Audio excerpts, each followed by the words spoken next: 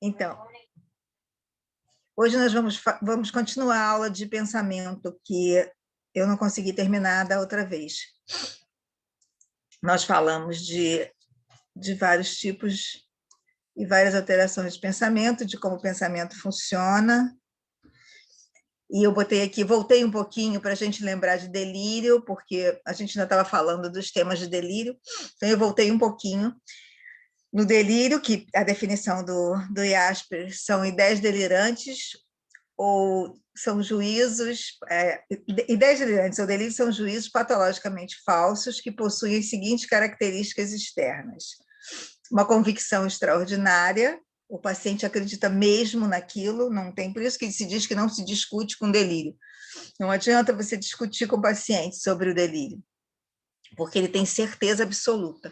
E você pode até colocar em dúvida, né? Perguntar se o paciente fala, o meu vizinho está querendo me matar, mas quanto tempo ele está querendo, né? Mas ele não conseguiu, como é que ele está tentando fazer isso? Por que ele está tentando matar? Que motivo que ele tem? Você pode conversar sobre o delírio para saber o quanto aquilo é, a extensão daquele delírio, né? A convicção que ele tem, se ele consegue desenvolver o delírio, se é um delírio sistematizado, que se ele consegue falar, não, meu vizinho quer me matar porque eu quebrei a perna do filho dele, eu joguei uma bola no quintal dele. Ele pode ter alguma ideia qualquer, o vizinho pensa que eu sou um espião, pode ter vários absurdos, mas se ele tem uma lógica dele para aquilo, né? Se aquilo desenvolve. Então, você pode conversar sobre o delírio, né? Como, assim, se colocar na posição de eu acredito no que você está falando, né? Mas eu não estou entendendo como é que isso pode ser possível. E não são suscetíveis à influência, né? Você pode usar a lógica, né? Mas não pode. Se seu vizinho quer te matar há 8 anos, como é que ele não conseguiu ainda, né? 8 anos ele já teria desistido, ou ele já teria conseguido, mas não adianta. A lógica, eu tinha uma paciente que achava que era filha da Simone, da cantora, só que ela tinha a mesma idade da Simone, da cantora. E eu falava, como é que você pode ser filha dela se vocês têm a mesma idade? E aí ela me disse que era uma gravidez intraútero, entendeu? Então, não adianta, a argumentação lógica não funciona, não tem como. E o conteúdo inverossímil, nem sempre, né?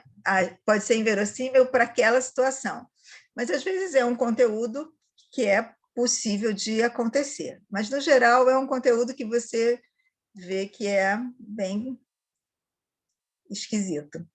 Então, eles têm essa convicção extraordinária, essa certeza absoluta, né? Aquilo aparece na cabeça do sujeito, né? Por exemplo, um delírio místico, ele aparece na cabeça dele que ele tem uma missão, que Deus mandou uma missão para ele na Terra. E aquilo aparece assim do nada e ele começa a desenvolver aquela história. Às vezes ele fica esperando instruções, ele tem essa sensação de que ele tem que fazer isso e ele fica esperando até o delírio se formar. Ele sabe, ele não acredita, né? Quando a gente fala assim, paciente acredita que é um passarinho. Não, o paciente sabe que é, né? Ele não acredita ser, ele tem certeza. Então, não são suscetíveis à influência externa, foi o que a gente falou, não adianta, a argumentação lógica não vai resolver.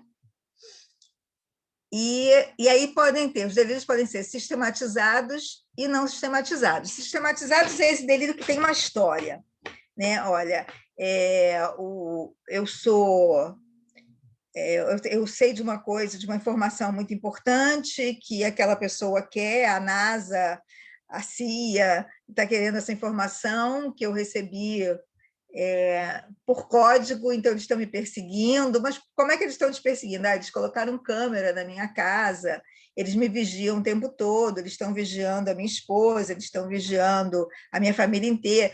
Você vê que o delírio ele é sistematizado, ele é uma história. Dentro daquela lógica insana, existe uma lógica, uma coerência. O delírio não sistematizado, não, é uma coisa fragmentada. É o que a gente vê muito em esquizofrênico, hebefrênico, né, que é o esquizofrênico mais pueril, que são umas ideias soltas, né? Ele é eu sou a Xuxa, então por que você está aqui no hospital? Você não está no seu programa da TV? Porque, não sei. entendeu? Eles não vão te explicando o delírio, é um delírio que não tem uma sistematização. Esse delírio aqui, às vezes, ele é menos grave, porque está no início também, um delírio inicial, como eu falei, às vezes a paciente tem uma informação, né, um delírio de que ele tem uma missão na Terra, mas ele ainda não formou isso, isso não está sistematizado, ele não sabe ainda qual é a missão, o que ele vai fazer, ele sabe que ele vai receber instruções.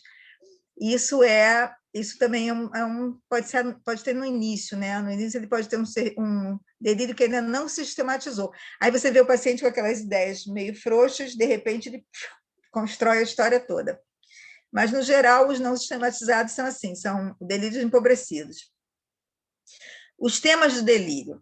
Então, os temas de delírio é a coisa mais variável do mundo. Pode variar com tantos sejam as histórias que a gente pode criar. Eles mudam socialmente, eles mudam culturalmente, né? Eu vi muita gente delirar com rádio, com televisão, agora as pessoas deliram com chip, com computador, né? Com câmeras em casa, com microfones. Então, a tecnologia também vai modificando o delírio, né? A própria cultura vai modificando o delírio.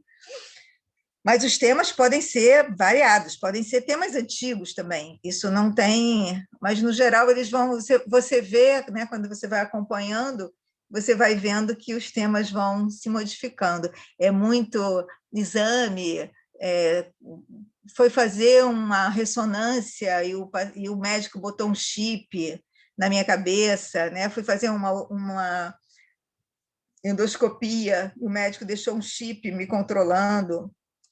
Isso vai mudar muito com a cultura também. E com a cultura de outros países, né? Muda bastante. Então, e os slides.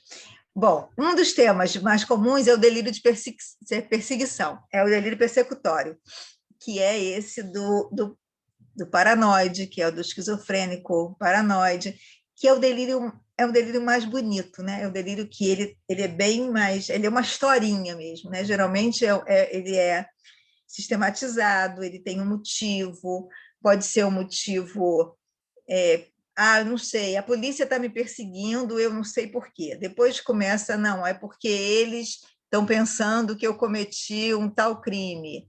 E assim ele vai construindo. É o mais comum, né?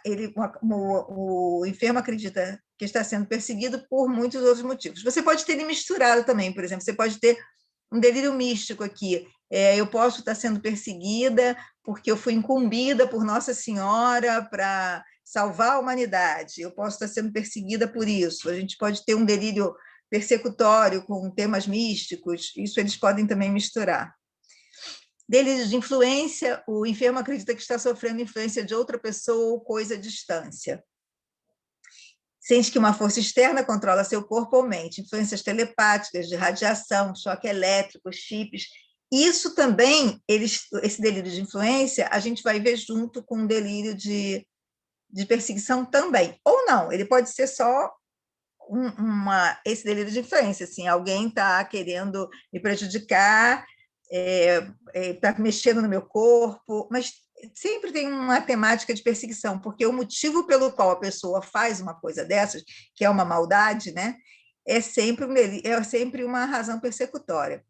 Então, e eles sentem serem empurrados, eles sentem influenciarem nos pensamentos dele, radiações de ondas que mexem com o coração, que fazem o coração parar de bater, ou que influenciam no pensamento. É sempre influência, é uma coisa externa que está influenciando o funcionamento daquele paciente, seja na cabeça, né? Seja no pensamento dele, ou nos atos dele.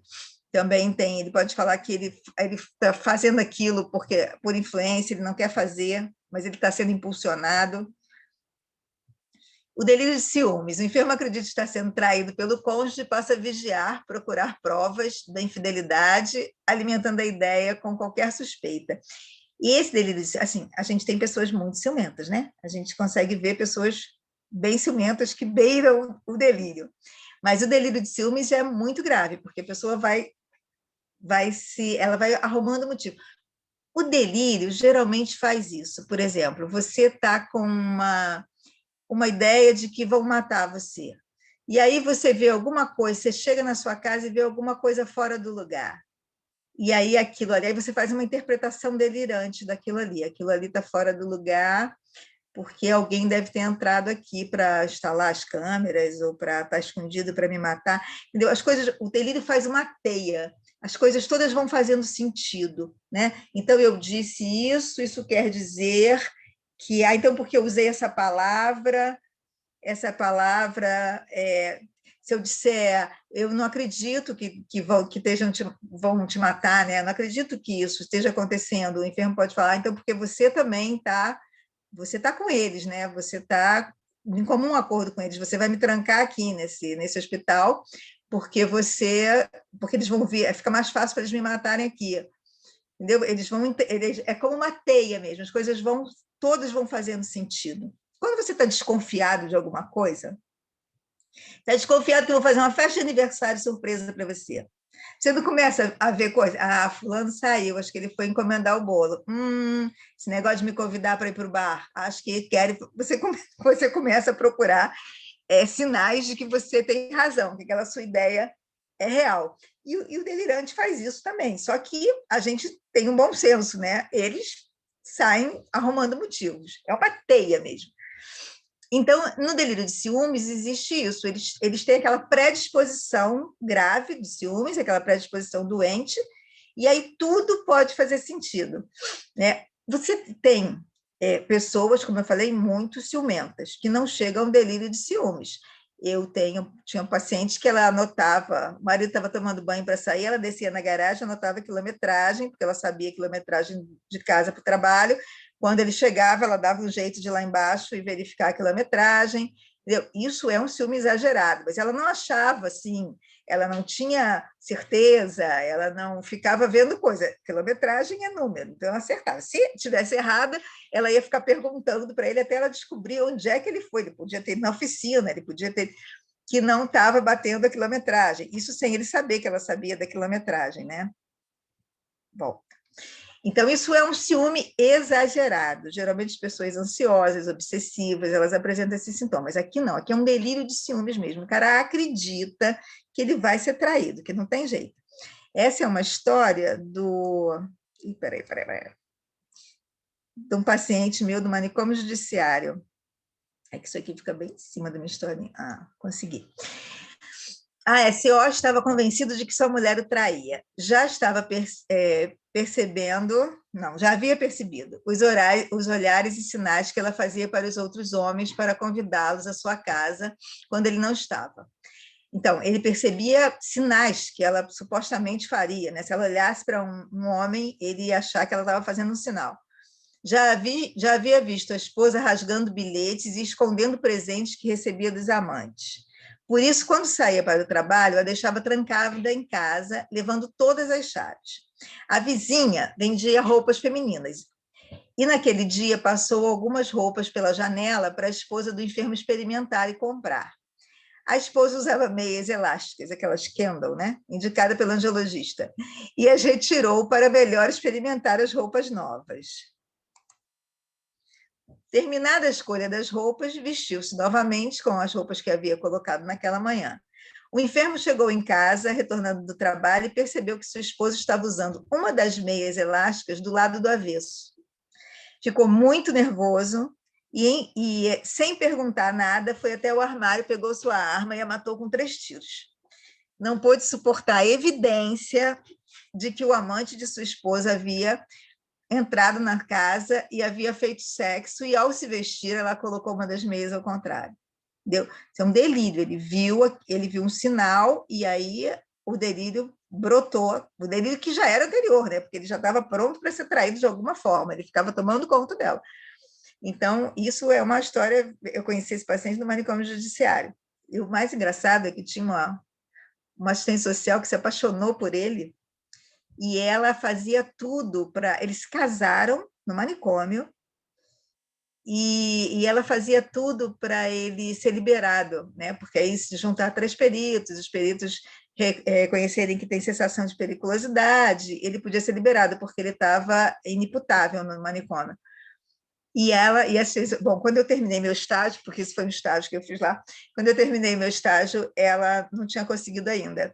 Ou conseguiu, ou está viva ou conseguiu, né? Porque não sei como é que ela podia achar que isso ia dar certo. Delírio de grandeza. O enfermo tem ideias grandiosas sobre a sua pessoa, importância social e capacidades, bens. Então, o cara acha que ele é muito rico, ele acredita que... Aí você também mistura com um persecutório, né? É comum no hospital você encontrar mulheres que dizem: ah, mas eu não sou louca, eu estou aqui porque o meu marido me colocou aqui, porque eu sou muito rica, minha família é muito rica, e ele quer ficar viúvo para ficar com o meu dinheiro. E não é nada assim a história, né? Mas é comum isso de... Ou então, eu sou uma pessoa muito importante socialmente, né? Eu sou uma artista maravilhosa, eu tenho muitas capacidades, eu consigo descobrir a cura do câncer. Teve uma época que a cura do câncer era um must. Eu descobri a cura do... Agora vai ter gente delirando com Covid, óbvio, né? Eu descobri a cura do câncer e as farmacêuticas estão querendo me matar, porque... Entendeu? Então, você junta um persecutório com um grandioso. Os bipolares, né, em mania, os delírios são grandiosos, sempre são grandiosos. Eles são, quando eles estão em mania, né? Eles são pessoas muito importantes, eles são pessoas lindíssimas, eles são pessoas que influenciam as outras, eles têm muito dinheiro, são muito famosos. E aí eles, quando um maníaco tem um delírio persecutório, ele é um delírio que é um delírio coerente, assim, é congruente com o humor. Ele tem um humor exaltado, e aí por isso ele se acha o rei da cocada, e aí tem alguém perseguindo ele por isso, entendeu? Não é um delírio maníaco, nunca tem um delírio persecutório, assim, a CIA quer me matar. Eles têm, assim, porque eles são super extra mega, alguém quer destruir aquilo. Alguém persegue por aquele motivo, pela grandiosidade. E a isso a gente diz que é um delírio congruente com o humor, né? O deprimido, ele vai ter delírios de ruína. Ele é pobre, ele não tem nada, a gente vai falar, ele não tem nada, porque o humor dele está para baixo. Então, ele tem um delírio congruente com o humor. O esquizofrênico, não. O esquizofrênico não tem delírio, não tem congruência com o humor, o delírio do esquizofrênico. É o delírio que apareceu ali, pronto. Não tem, você não adianta você tentar arrumar uma... Às vezes tem uma historinha que bate, né? Assim, alguma coisa que ele tirou da história dele e fez, aí parece que tem alguma lógica, mas, na verdade... Então, o delírio de grandeza é uma importância sobre a própria pessoa, a pessoa se acha muito importante, sobre a importância social dela, sobre as capacidades, que às vezes são as capacidades sexuais, e capacidade de fazer coisas, médicos habilidosíssimos, cirurgiões maravilhosos, tem muitos bens, né? Vai por aí, esse delírio de grandeza. Então, um exemplo do delírio de grandeza. O paciente convencido de que é um artista genial, porém sem recursos para se impor, encaminha numerosos suprimentos reclamando subvenção. Afirma ter realizado projeto de defesa nacional, os quais foram postos em práticas na Segunda Guerra Mundial, seu exemplo antigo. Dizia que, em virtude do seu ingresso na clínica em 1937, não tinha recebido o reconhecimento e a recompensa merecidos. Encaminhou documentos ao coronel. Muita coisa importante, tão importante quanto o penhasco de Gibraltar. Aí já vê que isso aqui é um delírio de grandeza de um esquizofrênico, porque o do maníaco ele é mais coerente um pouco. Não recebeu nada do governo e agora exige uma indenização. Ou seja, ele começa achando que ele é um artista maravilhoso, depois ele acha que ele fez um projeto militar aqui para a defesa nacional que foi utilizado, mas que ele injustiçadamente não recebeu nada, e ele está reclamando. Aí ele coloca o penhasco de Gibraltar aqui, que não tem nada a ver com a história, mas para o delírio dele, de esquizofrênico. Tem o delírio erótico ou erotomaníaco. Então, o enfermo acredita ser amado por pessoa pouco acessível, geralmente artistas, pessoas famosas, ricas, pessoas públicas. Acho que é casado. O Roberto Carlos mora ali na Urca, né? E eu fiz residência no Pinel.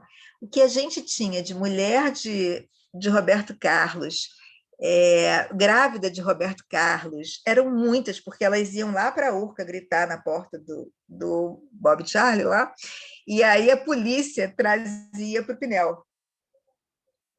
Elas ficavam agitadas, faziam confusão. Aí a patrulhinha trazia para o pronto-socorro, que a gente tinha pronto-socorro lá, né? Então, é muito comum, assim, achar um artista e achar que ele é apaixonado por ela, que eles têm um caso, que eles são casados escondido, que as pessoas não podem saber. Tinha muita mulher de Roberto Carlos que tinha se casado com ele escondido porque a imprensa ia perseguir, então era melhor assim. Então, aqui tem um exemplo. O senhor sabe de tudo, não preciso dizer-lhe. Não posso pensar nada para mim, pois todo mundo vê o que eu penso. Sim, eu não posso ver os pensamentos, mas o senhor vê os meus. Isso aqui é um outro dado psicopatológico, que é a pessoa ter a sensação de que a outra consegue ler os pensamentos dela. Isso é uma coisa que eu acho que no esquizofrênico é um terror, né? O esquizofrênico tem a sensação de que qualquer um pode ler o pensamento dela, pode saber o que ela pensa. Aí ela diz, né? O senhor pode ver os meus pensamentos. Como explicar isso? Não sei, mas sinto que é assim. Trouxeram-me para o Rio porque eu quis me encontrar com o presidente Juscelino. Nós nos casamos secretamente. Não, ele não está casado com outra, mas sim comigo. Foi para mim que ele falou na TV. Percebi claramente que ele marcou encontrar-se comigo. Não senti quando ele passou pela minha casa e ficou a minha... Eu senti quando ele passou pela minha casa e ficou à minha espera na esquina. Então, é um delírio erotomaníaco, um delírio de... Isso tem assim, né? A gente pode ser uma pessoa famosa, mas pode ser, às vezes, o médico, né? O médico sofre mais médico homem, né? Do que mulher. Não sei por quê, mas tem pacientes que se apaixonam e criam muita confusão com isso, né? O professor, são muito vítimas. Delírio de ruína.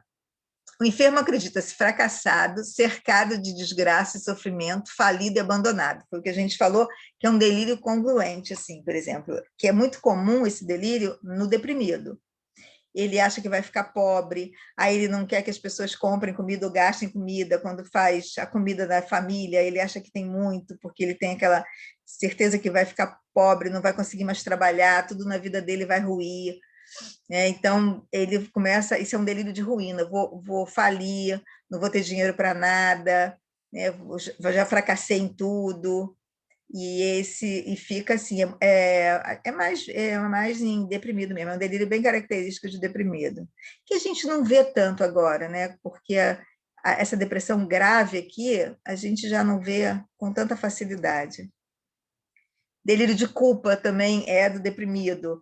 Ele cometeu falhas graves, crimes, maldade, está sendo merecidamente punido, porque o esquizofrênico ele pode achar que ele fez alguma coisa grave, que ele cometeu um crime e ele está sendo perseguido por isso.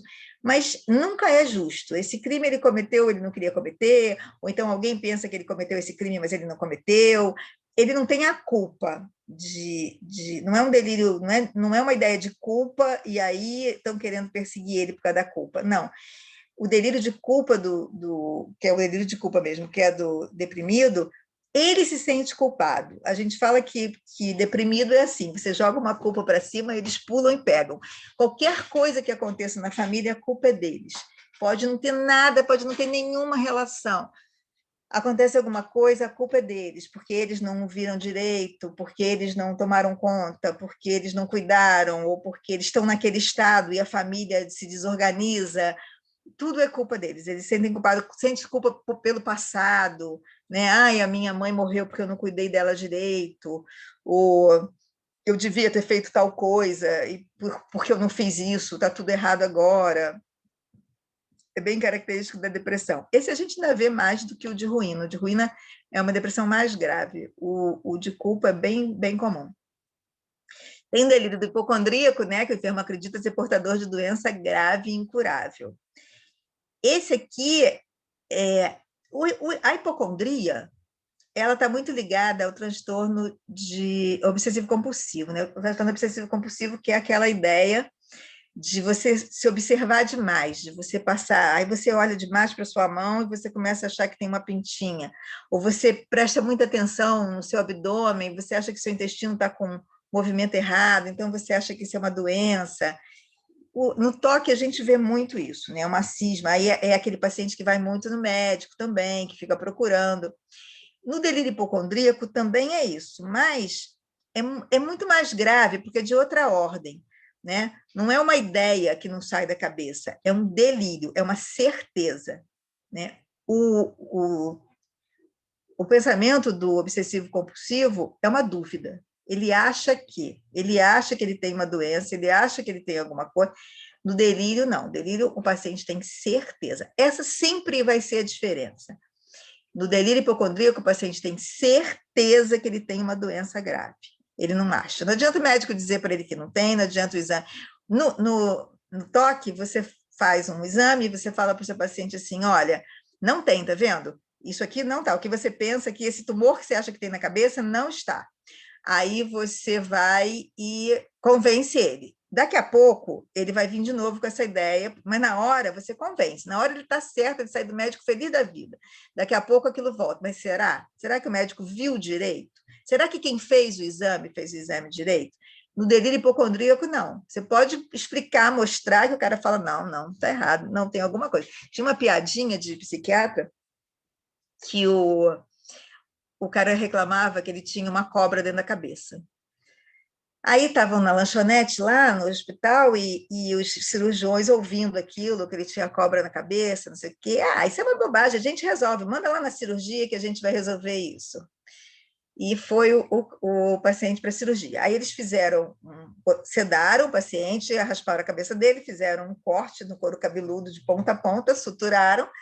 Quando ele acordou, mostraram um vidro com uma cobra para ele e falaram, olha, realmente você tinha razão, você tinha uma cobra dentro da sua cabeça, e nós tiramos, a cobra está aqui, o problema está resolvido. E aí o paciente olha para a cobra, não, primeiro ele faz uma festa, ai doutor, que bom, que bom, que bom, aí ele olha para a cobra e começa a chorar desesperado, e o médico fala, mas o que foi? A gente tirou a cobra, a gente resolveu o seu problema, e ele fala, não está vendo, doutor, essa cobra é fêmea, ela deve ter deixado um monte de ovo lá dentro.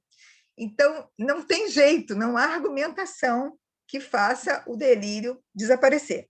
O delírio volta. Entendeu? Nas ideias hipocondríacas do transtorno obsessivo compulsivo, elas vão enfraquecendo. Com a medicação, elas vão enfraquecendo até que aquela desaparece. E ela melhora com a certificação de que não é, ela melhora. Aqui não tem jeito, aqui não tem como. Ele vai acreditar que ele tem aquela doença grave e pronto. Tem uma síndrome, isso é só para a gente fazer uma diferença, que é a síndrome de Ekbom, que é uma infestação de pequenos organismos na pele e no cabelo. É dentro de um delírio hipocondríaco, entendeu? Mas eles acham, é uma coisa que é diferenciada, porque é muito específica. O paciente acha que ele tem bichos na pele. A dermatologia sofre com isso. Ele acha que tem bichos andando pela pele, que tem bicho no cabelo. Eu tinha uma paciente, que é uma senhorinha, que ela achava que tinha bichos aqui no rosto. Mas ela só tinha esse episódio, era uma coisa episódica, e ela só tinha isso logo antes de dormir. Quando arrumavam ela para dormir, ela começava a se espremer, porque tinha uns bichos, ela tinha uma demência, até era uma demência moderada. E ela se espremia toda, ela era branquinha, e ela ficava toda marcada, toda machucada. O rosto dela estava todo destruído. E eu não consegui, eu fiz todas as medicações possíveis e imagináveis para essa moça, e ela não conseguia, essa senhora não conseguia melhorar de jeito, nada melhorava, nada. E aí, o que acontecia? Ela dormia, como psiquiatra às vezes tem que fazer mágica, né? Ela só tinha esse episódio exatamente na hora de dormir, exatamente antes de dormir. Aí, o que eu fiz? Um Zolpidem. E aí, quando eles começavam a arrumar ela, eles davam um Zolpidem. Na hora que ela ficava pronta, na hora que o bicho ia aparecer, ela já dormia. E foi o único jeito. Eu não desapareci com as ideias. As ideias estavam lá, não podia, era só não dar o Zolpidem que os bichos voltavam. Mas deu um jeito, né? A gente tem que dar um jeito. Enfim, delírio místico. ideias religiosas, missões divinas, possessão, santificação. Então, aí ele vem com aquela coisa, geralmente eles têm uma coisa de comunhão com Deus, Deus escolheu para... Tem muito pregador, assim, né? Deus escolheu ele para levar a palavra, e eles tentam fazer, só que não tem nenhuma orientação para fazer, né? Então é um pregador. Mas tem gente, às vezes você vê o cara falando, parece um pregador mesmo, né? Parece que o que ele fala faz sentido. Mas ele recebeu essa missão de alguém. Eu tive uma paciente que ela andou do Leme até o não, do Leme até o São Conrado, porque ela tinha que avisar, eu não me lembro quem morava naquele, era um prédio famoso lá que morava, Simone Figueiredo, morava um monte de gente conhecida, eu não me lembro mais quem era o personagem dela, mas ela recebeu uma incumbência de Nossa Senhora no Leme de que ela tinha que ir dar um aviso para essa pessoa lá no Arpoador, lá no São Conrado. E tinha que ir descalça, porque é uma coisa religiosa, né, de pagar promessa, tem a ver, ela encaixou o descalço nisso. E aí ela andou descalça até lá, no verão, o pé da menina, ela ficou internada, ela não podia, ela acho que ela ficou quase um mês sem poder botar o pé no chão. E foi, porque também tem essa coisa da dor, né? A missão é missão. Então, não tem, nada impede, né? Nada para. Ou que é santificado, ou que vê imagens, né? Tem tudo isso. Esse é o nosso delírio místico. Então, esses são os tipos de delírio que nós não tínhamos visto, e isso é o sonho, é o recheio da psiquiatria, né? São os delírios e são as alucinações. Bom, agora nós vamos falar um pouco de linguagem. A linguagem, ela, na verdade, é onde a gente vai... você pode ver o delírio de várias formas, né? O paciente pode mostrar, ele pode ter a atitude delirante, né? Ele pode se mover como isso, por exemplo, ele está se escondendo, ele se tranca no quarto, você percebe que ele está delirando, que ele está com medo de alguma coisa. Tem várias coisas corporais que o paciente pode te contar, né? Pode te dar uma pista de que ele está delirando. Mas o que a gente mais consegue avaliar, né, o que é melhor para avaliar é a linguagem, né? Então, a linguagem é um processo mental de caráter essencialmente consciente, significativo, porque você tem os seus significados da linguagem, e orientado para o social. A gente aprende a falar para se comunicar, né? Então, e essa é a função da linguagem. É uma forma de manifestação do pensamento. Como eu disse, como o pensamento pode se manifestar de outras formas, né? Por atos, ações, mas a principal é a linguagem, sendo o final da cadeia dos processos psíquicos que se iniciam com a percepção e terminam com a expressão da palavra falada ou escrita. Então, se você pensar nas coisas que a gente já viu de percepção, né, atenção, a linguagem, a gente precisa de tudo isso para poder formar a linguagem, né? Para poder falar sobre isso. Então, as alterações da linguagem. Tem umas alterações da linguagem que elas interessam bem aos neurologistas. Porque muitas lesões cerebrais, o traumatismo craniano, até TCE, até acidente vascular, eles dão muita alteração de linguagem. Então, essas, na verdade, não são assim as mais importantes para a gente.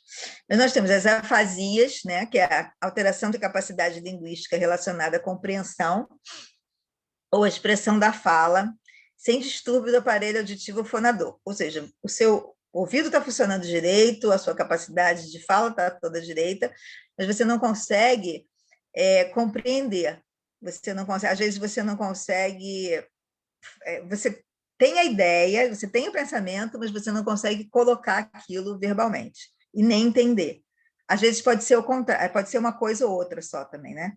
Você pode ter a compreensão e não conseguir se expressar, e ao contrário, não compreender.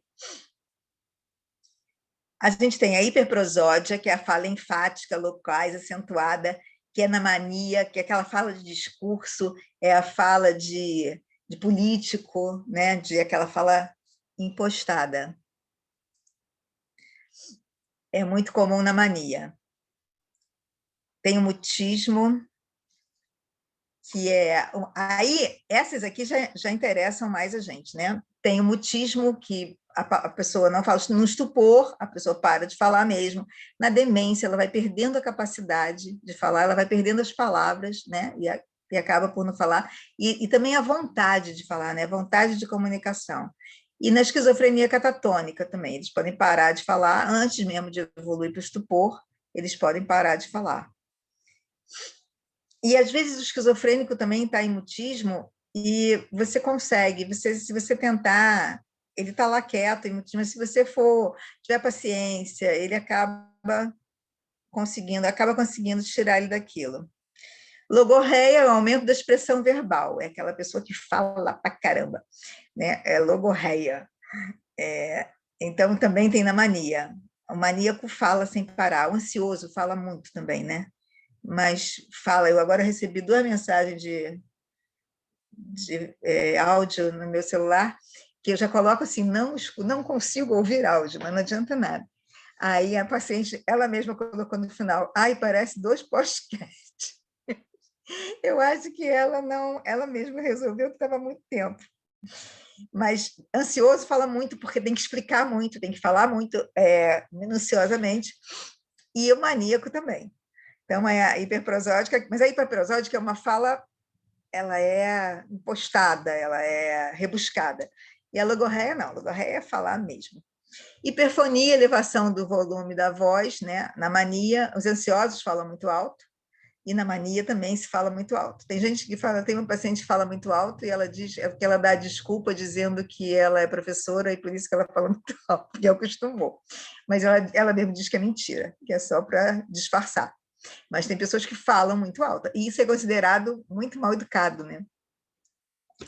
E aí, gente, hoje eu estou ótima aqui, o que está acontecendo? Eu vou conseguir, viu? Hiperfonia. E a ecolalia. A ecolalia também é um sintoma que eu acho que vocês não vão ver mais.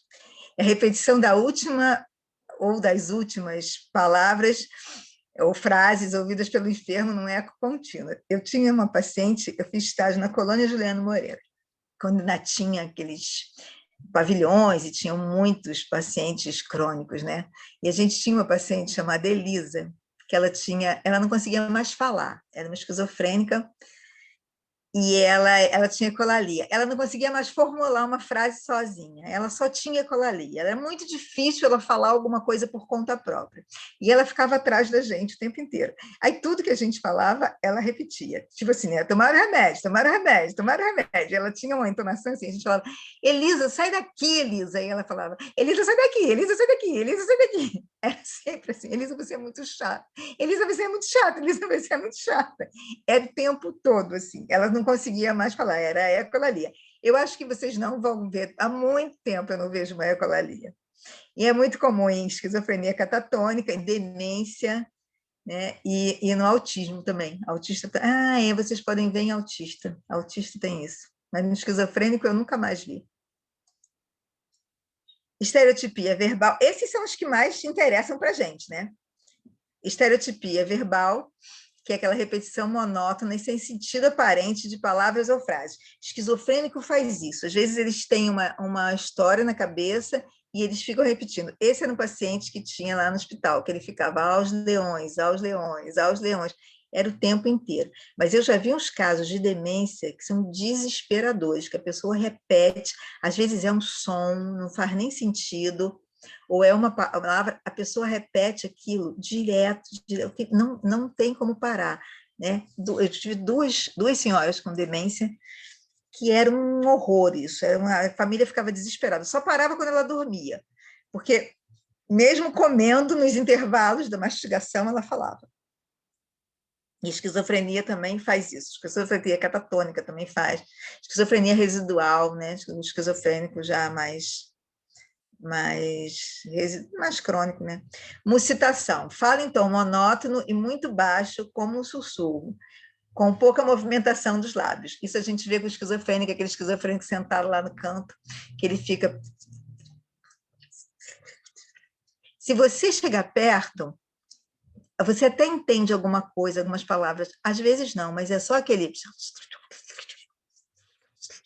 É um sussurro, né? Parece que ele está falando sozinho, está falando com ele mesmo, mas às vezes eu já fiz isso, né? Eu já, como estagiária, já fiquei lá um tempão tentando entender, tentando ouvir. Às vezes você pega uma palavra ou não, às vezes você pega um sentidozinho, mas a maioria você não consegue.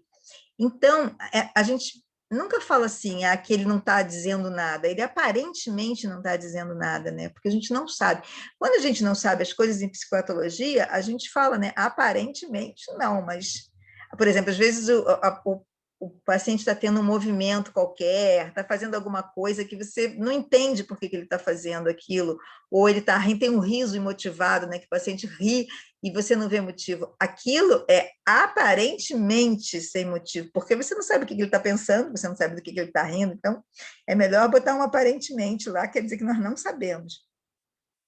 Neologismo, criação de palavras novas ou novos significados para palavras que já existem. Ocorrem por necessidade de expressar uma sensação nova ou por fusão de conceitos. Isso a gente viu quando a gente viu conceitos. É muito comum na esquizofrenia. Eles juntam uma palavra com a outra e fazem uma terceira, que pode não ter nada a ver. Eu posso falar janela, quadro, fazer um jane-quadro e resolver que isso é uma bebida. Eu posso juntar, pegar a palavra janela e usar como isso aqui. Isso aqui é uma janela. Isso é um neologismo. Eu posso trocar as palavras, eu posso fazer o que eu quiser com elas. E, às vezes, você demora para descobrir qual é o sentido. Se tiver muito neologismo, é muito difícil. Se tiver um ou outro, a gente consegue. E a jargonofasia? Discurso completamente desorganizado e incoerente. É a salada de palavras. O paciente fala, o pensamento. A alteração de pensamento no esquizofrênico é muito importante, né? Eles têm um pensamento muito destruído. E, então, eles podem ir só a uma dissociação, assim, de você ver um pensamento mais dissociado, que vai para lá, vai para cá, que você tem uma certa dificuldade de escrever, de entender. Você tem um pensamento grave, dissociado, e essa jargonofasia é a salada de palavras.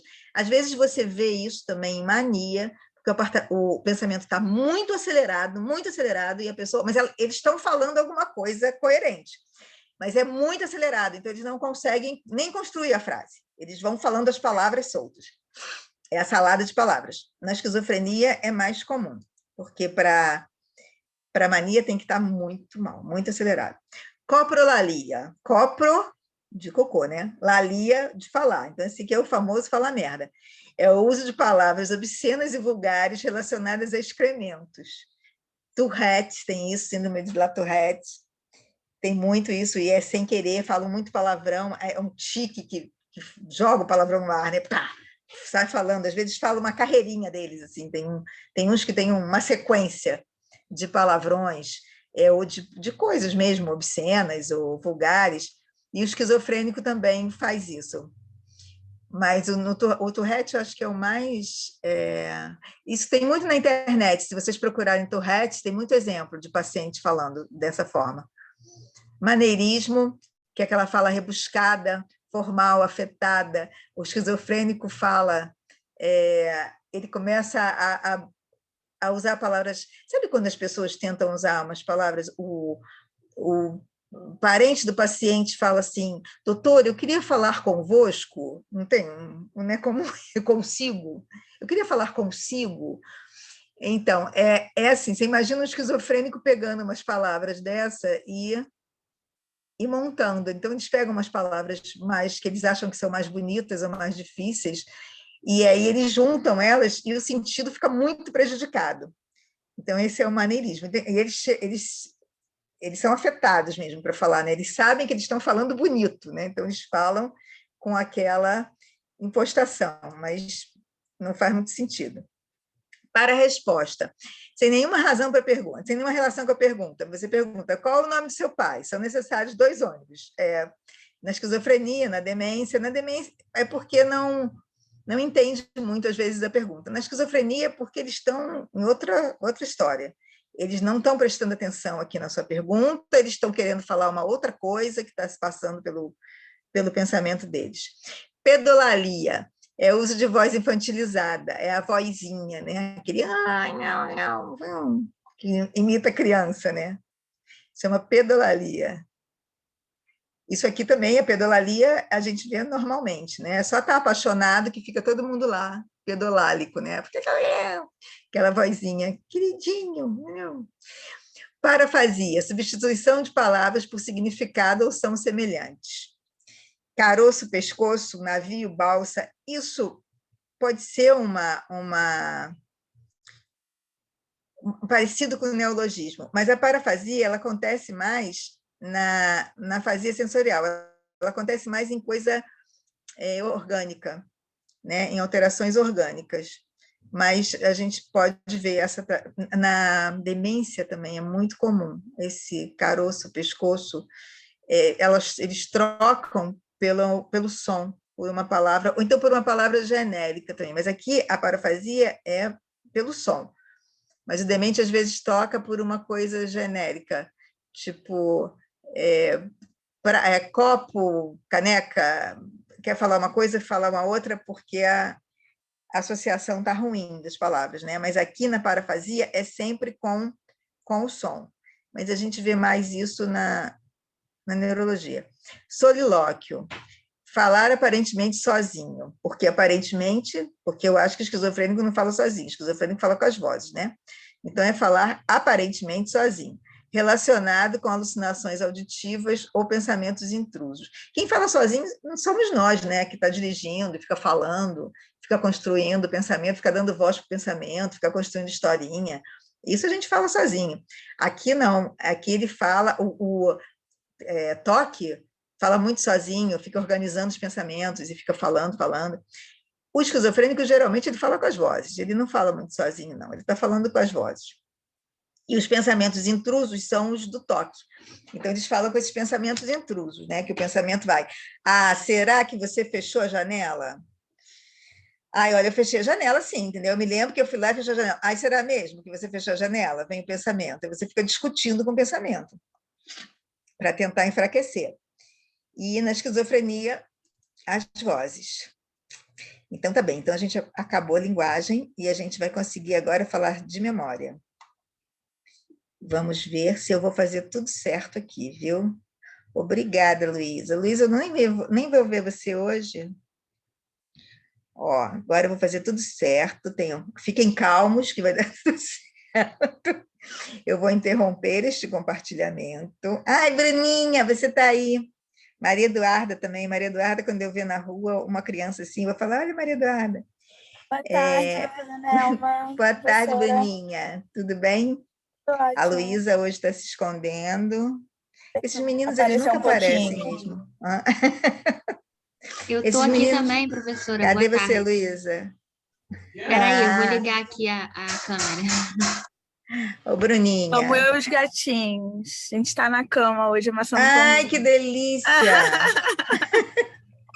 Gente, o gato da minha... Ontem eu ouvi uma história da minha paciente, oi, Joanildo, que o gato salvou... Ela tem uma neta que é autista, e a menina estava sufocando no quarto, a gata foi lá, se jogou na porta do quarto da mãe, bateu até a mãe abrir, aí levou para o quarto, viu que a menina estava passando mal, e aí salvou a menina. Olha que espetáculo. Aí foi para o Faustão. Gente, eu ri muito com essa história.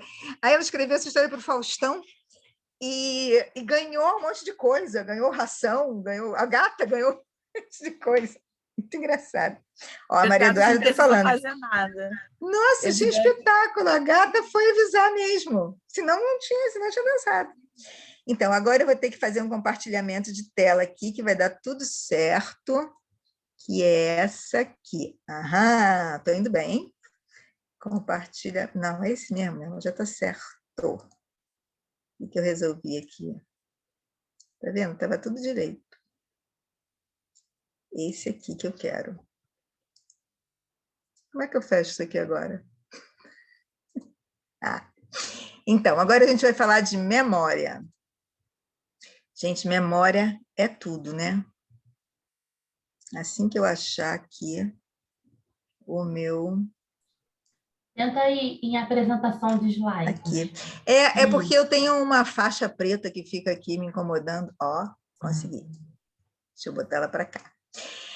Memória é tudo, né? Olha, vamos combinar aqui. Memória, eu tenho morro de inveja. Eu acho que o mundo se divide em quem tem boa memória e quem tem memória ruim. Eu estou nessa segunda fase da memória ruim, nesse segundo grupo. E é um sofrimento. Na medicina, então, que a gente tem que decorar tanta coisa, é um inferno, né? Mas tem pessoas que... A gente tem uns truques para a memória, né? Mas tem pessoas que não precisam disso. Eu conheci uma menina que ela fez medicina e ela fez prova para o Itamaraty e ela virou mosca de embaixador. Quem viu aquele filme O Diabo Veste Prada? Lembra que a secretária da Meryl Streep ficava assim, esse aí é o fulano, que é casado com não sei quem, que não sei o quê, se divorciou agora, paraná. E o cara ia cumprimentar o fulano, já sabia tudo do fulano, né? E essa menina foi fazer isso no Japão, imagina, com aquela gente toda diferente, né? Cada um com uma característica bem definida, ela fazia isso, por causa da memória. Fazer o quê, né? Então, a memória é a capacidade de adquirir, armazenar e recuperar informações disponíveis. É igualzinho no computador, né? Você escreve, salva, depois você vai lá na pasta e pega de volta, se tiver salvado direito. Essa é deusa grega, porque veio do nome de memória, veio dela. Mnemosine, aquela que preserva o esquecimento. Eu acho que eu vou arrumar um jeito de rezar para essa deusa. O processo mnêmico vai acontecer de 3 jeitos: aquisição ou fixação, retenção ou conservação e reativação ou evocação. É aquilo que eu falei. Você fixa, né? Você percebe aquilo, você adquire aquela informação. Aí você retém ela, você manda lá para o seu HD, você retém ela, conserva ela lá. Quando você precisa dela, você vai lá, clica, abre a pastinha e pega ela de volta. Só que no computador só não funciona quando a gente não salva, né? Mas, na maioria das vezes, o nosso problema é esse, a gente não salva. As estruturas principais que entram para a formação dos engramas, como eu falei, minha memória é muito ruim, então eu tenho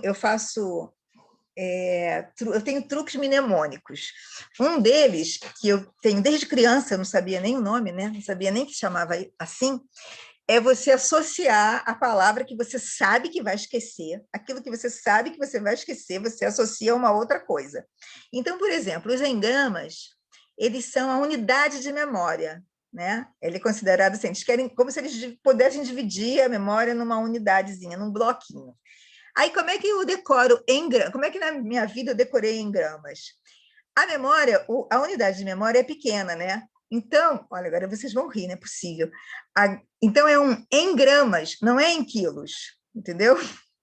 Se fosse em quilos, era grande. Como a memória é uma unidade pequena, é em gramas. Eu duvido que vocês não vão se lembrar dessa palavra para sempre agora, com memória. Então, eu passo a vida fazendo coisas assim, para que eu possa guardar, para que eu possa saber da palavra, senão eu vou esquecer. Adorei essas carinhas, gente, me deram um alento agora. Olha, as estruturas são líricas temporais, temporomediais, que são as principais, né? Que estão envolvidas na memória. Hipocampo, amígdala, córtex entorrinal. Já teve muita discussão sobre isso, mas agora eles meio que acham que chegaram a um acordo. E tem muita pesquisa sobre memória, né? Memória é uma coisa que todo mundo gosta de pesquisar. Então, nós temos os fatores psicológicos para fixação. Geralmente o paciente vai chegar para você e vai falar assim, ai, minha memória está tão ruim, estou muito ruim, estou esquecendo tudo, paciente jovem, né? Estou esquecendo tudo. Primeiro, gente, que é muita coisa para a gente guardar, né? É muita coisa, é muita informação o tempo inteiro. As coisas aumentaram muito. Então, se você não tem 20 anos, já está difícil da sua memória se acostumar com todas essas informações que você tem que guardar. E depois a ansiedade, ela atrapalha a atenção. Lembra que a gente viu? A atenção é fundamental para você poder fixar. Se você não prestar atenção, eu estou falando aqui para vocês, se vocês não conseguirem prestar atenção, se vocês estiverem prestando atenção em outra coisa, na hora que vocês forem ver essa aula de novo, vocês falam, nossa, nem lembro dela ter falado isso. porque não tem jeito da gente não salvar se a gente não prestar atenção, né? Então, ontem, por exemplo, eu achei que eu tinha perdido essa aula aqui no computador, fiquei enlouquecida, porque eu salvei em um outro lugar que não tinha nada a ver, porque estava salvando sem prestar atenção, né? Então, a fixação vai depender do nível de consciência, óbvio, né? Você tem que estar acordado. Se você tiver com sono, assistir uma aula com sono é um horror, você não guarda nada, não tem jeito. Você está lá se enganando que está conseguindo, mas não vai. Aí, esse nível de consciência vai ser importante para a sua atenção, para a sua senso-percepção, para a sua compreensão, né? Imagina você assistir uma aula ou muito sonolento, ou então bebeu, a aula noturna, você passou ali com a turma no bar, tomou umas cervejas, vai voltar para a aula. Não vai, a atenção não vai funcionar, não tem jeito, né? Você tem que estar com o nível de consciência bem claro para isso. Você tem que ter interesse. Por exemplo, se a aula aqui fosse de radiobiologia, eu não sei, mas nem sei se tem essa matéria, mas eu tive isso. Radiobiologia não tinha jeito. Vocês podiam ser muito esforçados, que a não ser que vocês gostassem muito do assunto, né? Porque não dá. Então, dar aula de psiquiatria é uma coisa fácil, porque todo mundo tem uma curiosidade. Eu já dei aula de psicoterapia, de psiquiatria para fonoaudiólogo, terapeuta ocupacional, todo mundo adora, todo mundo consegue prestar atenção na aula de psiquiatria, porque é um assunto legal. Mesmo que o professor não seja lá essas coisas, o assunto é muito bom. Então, você começa a ter um interesse, né? E esse interesse vai depender da vontade, do afeto, né? Do que você gosta da matéria, se você está com vontade de aprender, e conhecimentos anteriores. Quando você sabe alguma coisa anteriormente, é muito mais fácil de você fixar, porque você só vai agregando, né? Olha, você sabe fazer, vamos dizer, você sabe fazer alguma coisa, você costurar. E aí alguém te avisa assim, olha, não, se você fizer isso, se você dobrar essa bainha desse jeito e botar na máquina, aí aquilo ali é muito mais fácil de você aprender do que você aprender do nada, do que você nunca ter sentado numa máquina de costura e ter que fazer isso. Né? Você sabe cozinhar, você faz churrasco muito bem. Aí o seu amigo fala assim, olha, mas se você bater o sal antes, não sei o quê, pronto, na boa, você não vai esquecer, porque você só acrescentou um elemento ao que você sabe. Por isso que é assim, quanto mais a gente estuda de um assunto, mais a gente sabe mesmo sobre ele e a gente aprende com mais facilidade. Né? Você aprende com mais facilidade. Quando você parte do zero, a gente pegar um texto jurídico, né? Aquele cheio de palavras próprias, porque a psiquiatria também é assim, né? A psiquiatria tem um vocabulário que é a parte da medicina também, né? Mas se você pegar um texto jurídico com aquele vocabulário próprio deles, você lê 2, 3 vezes e é difícil de entender. Até que você vai começando a entender e começa a ficar mais fácil, né? Porque aí você só tem que acrescentar. Então, isso é muito importante, é a fixação. Se não tiver fixado, é aquela história da simpática que chega na repartição pública e fala, como é o seu nome mesmo, querida? Aí, quando a querida está respondendo o nome, já está perguntando já está pensando na pergunta que vai fazer a seguinte, não rola, não vai aprender o nome da querida, não tem jeito. Então, a gente tem a retenção, depois que a gente fez a fixação, né, a gente vai ter a retenção, que é guardar, é salvar isso aqui, salvar essa informação.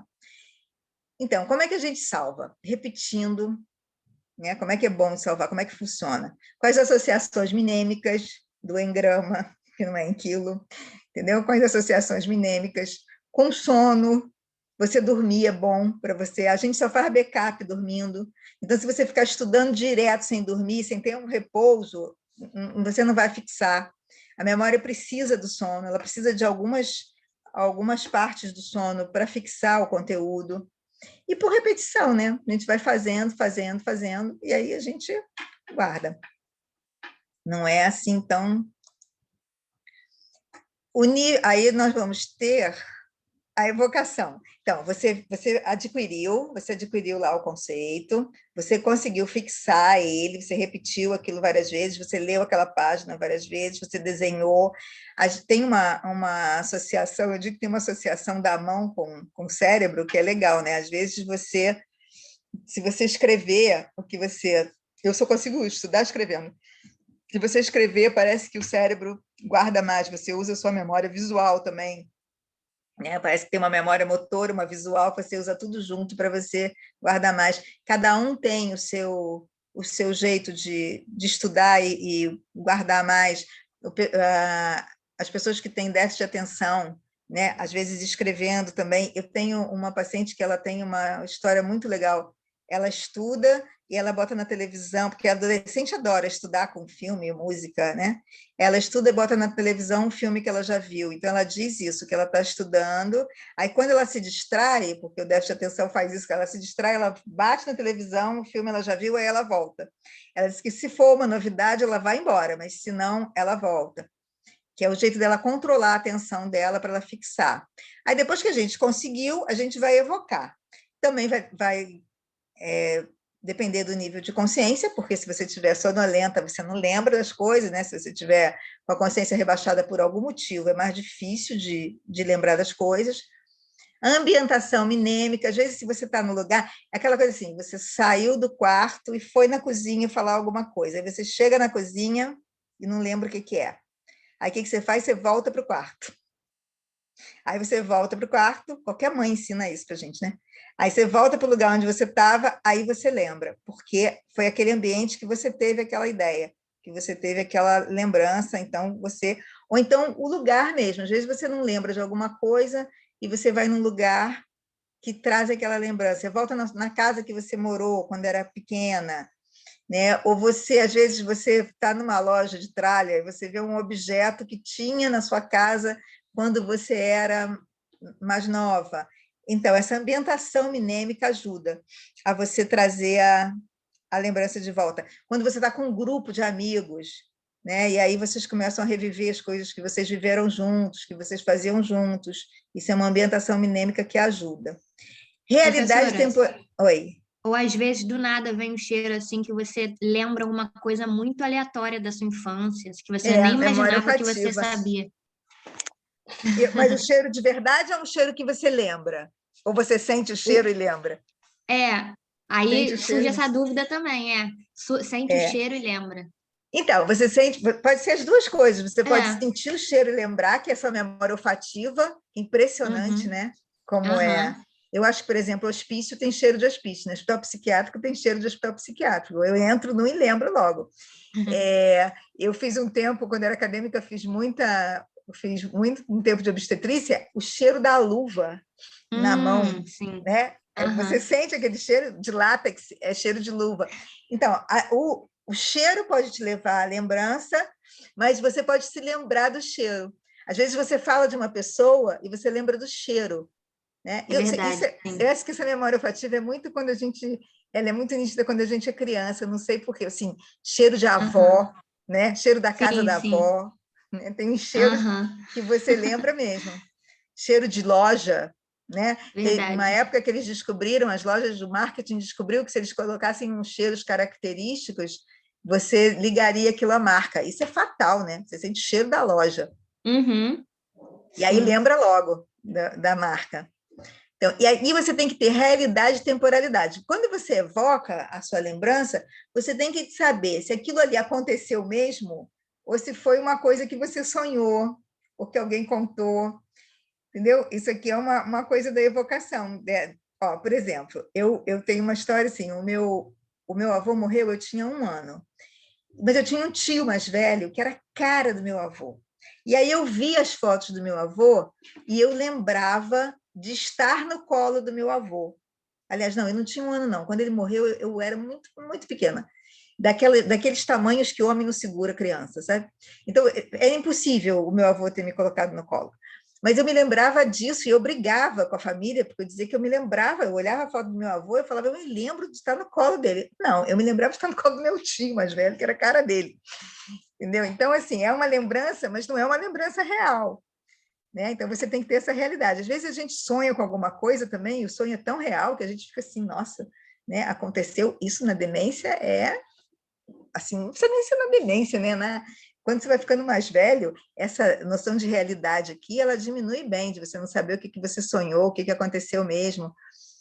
Quando eu fiz estágio na colônia, Juliano Moreira, como eu falei, tinham muitos pacientes, né? Eu ficava num pavilhão que tinham 600 pacientes, tudo paciente crônico, porque eles não internavam mais, eles estavam naquela procedimento de desinternação, né? De desinstitucionalizar e de poder dar alta para os pacientes e não internar mais. Aí, eu ficava conversando com as pacientes o tempo inteiro lá, era muito legal. Elas tinham uma memória, elas naquela época não tinha muito neuroléptico, não tinha muita acesso à medicação. A gente tinha Aldol e Ampliqtil, só tinha clorpromazina e haloperidol, não tinha mais nada. E o benzo, né? Mas não tinha mais nada. Então, elas viveram muito tempo, o Aldol é de 1960. Então, aquelas pacientes que eu via lá, elas tomaram um Aldol no final da vida delas. Elas passaram a maior parte da vida delirando, sem medicação. Era um delírio, um delírio atrás do outro. Então, quando eu conversava com elas me contavam coisas do passado delas que nunca tinha acontecido, que era impossível de acontecer. Elas emendavam uma história, tipo assim, eu tive uma filha, não sei o quê. E aí, depois disso, que podia ser real, eu não sabia, na verdade, mas a não ser que eu fosse lá pegar no prontuário, mas era muita gente. Então, aquilo ali podia ser real. Depois disso, aparecia um monte de lembrança que era impossível de ter acontecido, não tinha a menor chance daquilo ter acontecido, era inverossímil. Mas era a memória que ela tinha. Então, ela não tinha ela evocava, mas não vinha com realidade essa memória dela. Ela vinha uma memória esquisita. E a temporalidade também, né? Quando é que isso aconteceu? Quanto tempo tem? Quando a gente vai ficando mais velho, eu vou contar para vocês isso. Às vezes a gente fala assim, nossa, já tem 10 anos isso. A gente chega uma hora e fala assim, não, porque fulano, artista, né? Fulano morreu. Ah, morreu? Morreu? Tem muito tempo. Não, morreu, tá vivo. Aí fica aquela história, né? Tá vivo? Não, morreu.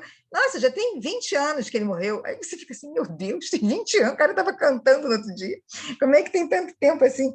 A gente vai perdendo essa temporalidade. Parece que o tempo, quando a gente é criança, parece que o tempo passa muito devagar. Né? Parece que o tempo não chega. O Natal, nossa, intervalo do aniversário para o Natal são 10 anos. Mas quando a gente está ficando mais velho, a gente parece que o tempo não... A gente tem menos novidade. Os jovens têm muita novidade. Vocês conhecem muita gente todo dia. Agora, com essa pandemia, é mais difícil, né? Mas, por exemplo, indo para a faculdade, né, estudando, você conhece muita gente. Todo dia você conhece uma pessoa nova, todo dia você conhece alguém, você conhece alguma coisa, alguém te conta uma história. A vida é muito cheia de novidade. Quando você vai ficando mais velho, essas novidades vão diminuindo. Você conhece menos pessoas, né? No dia você fala com menos pessoas, você está trabalhando, você fala mais com o paciente, né? Então, para mim, essa aula remota é horrível, porque vocês não me contam nada, eu queria saber de algumas histórias. Mas é impossível isso acontecer, né? Dar aula é uma coisa muito enriquecedora, porque a gente pode trocar as coisas, né? Então, para o professor é muito legal também, mas agora remoto não rola, né? Então, essa temporalidade é uma coisa também da evocação. Quando foi que aconteceu isso? Às vezes, se aconteceu há muito tempo, você tem mais dificuldade de se lembrar, né? Quando é uma coisa mais recente, você tem mais facilidade. Ou então alguém fala assim, ah, não, a gente estava na escola, aí dá uma ambientação. Não, isso aconteceu quando a gente estudava naquela escola lá, que nós éramos da mesma turma, não sei o quê, aí dá uma ambientação, aí você consegue evocar. Então, tem coisas que ajudam na evocação. Mas, se não tiver fixado, né, se não tiver salvo, não vai rolar. Não vai ter jeito. Ontem eu já achei que eu ia ter que fazer essa aula toda de novo, porque eu não achava, fiquei desesperada. Então, olha aqui. Existem 500 milhões de classificações de memória. De tipo de memória, um montão deles. Você pode escolher um para você, porque não tem tanta importância assim, né? Você tem que saber que existe para reconhecer, mas você pode ter o seu próprio jeito de classificar para você avaliar o seu paciente. Esse aqui é bom para a gente saber, porque a gente vai ler muito sobre isso. Isso vai estar nos livros e é bom você ter uma ideia, que é a memória explícita e a implícita. A explícita é aprendida de forma consciente. Assim, seus dados pessoais, vamos decorar o CPF. Vamos decorar endereço, né? São os dados pessoais que você vai aprendendo. Você é uma forma consciente, vou ter que decorar isso. Tem umas técnicas, por exemplo, também. Como é que a gente decora CPF? São 3 algarismos, 3 algarismos, 3 algarismos, 2 algarismos, né? Isso é mais fácil para decorar. É por isso que a gente decora desse jeito. E assim também, se eu começar a falar o meu CPF, eu consigo falar. Se alguém me interrompeu, ferrou. Eu tenho que começar de novo.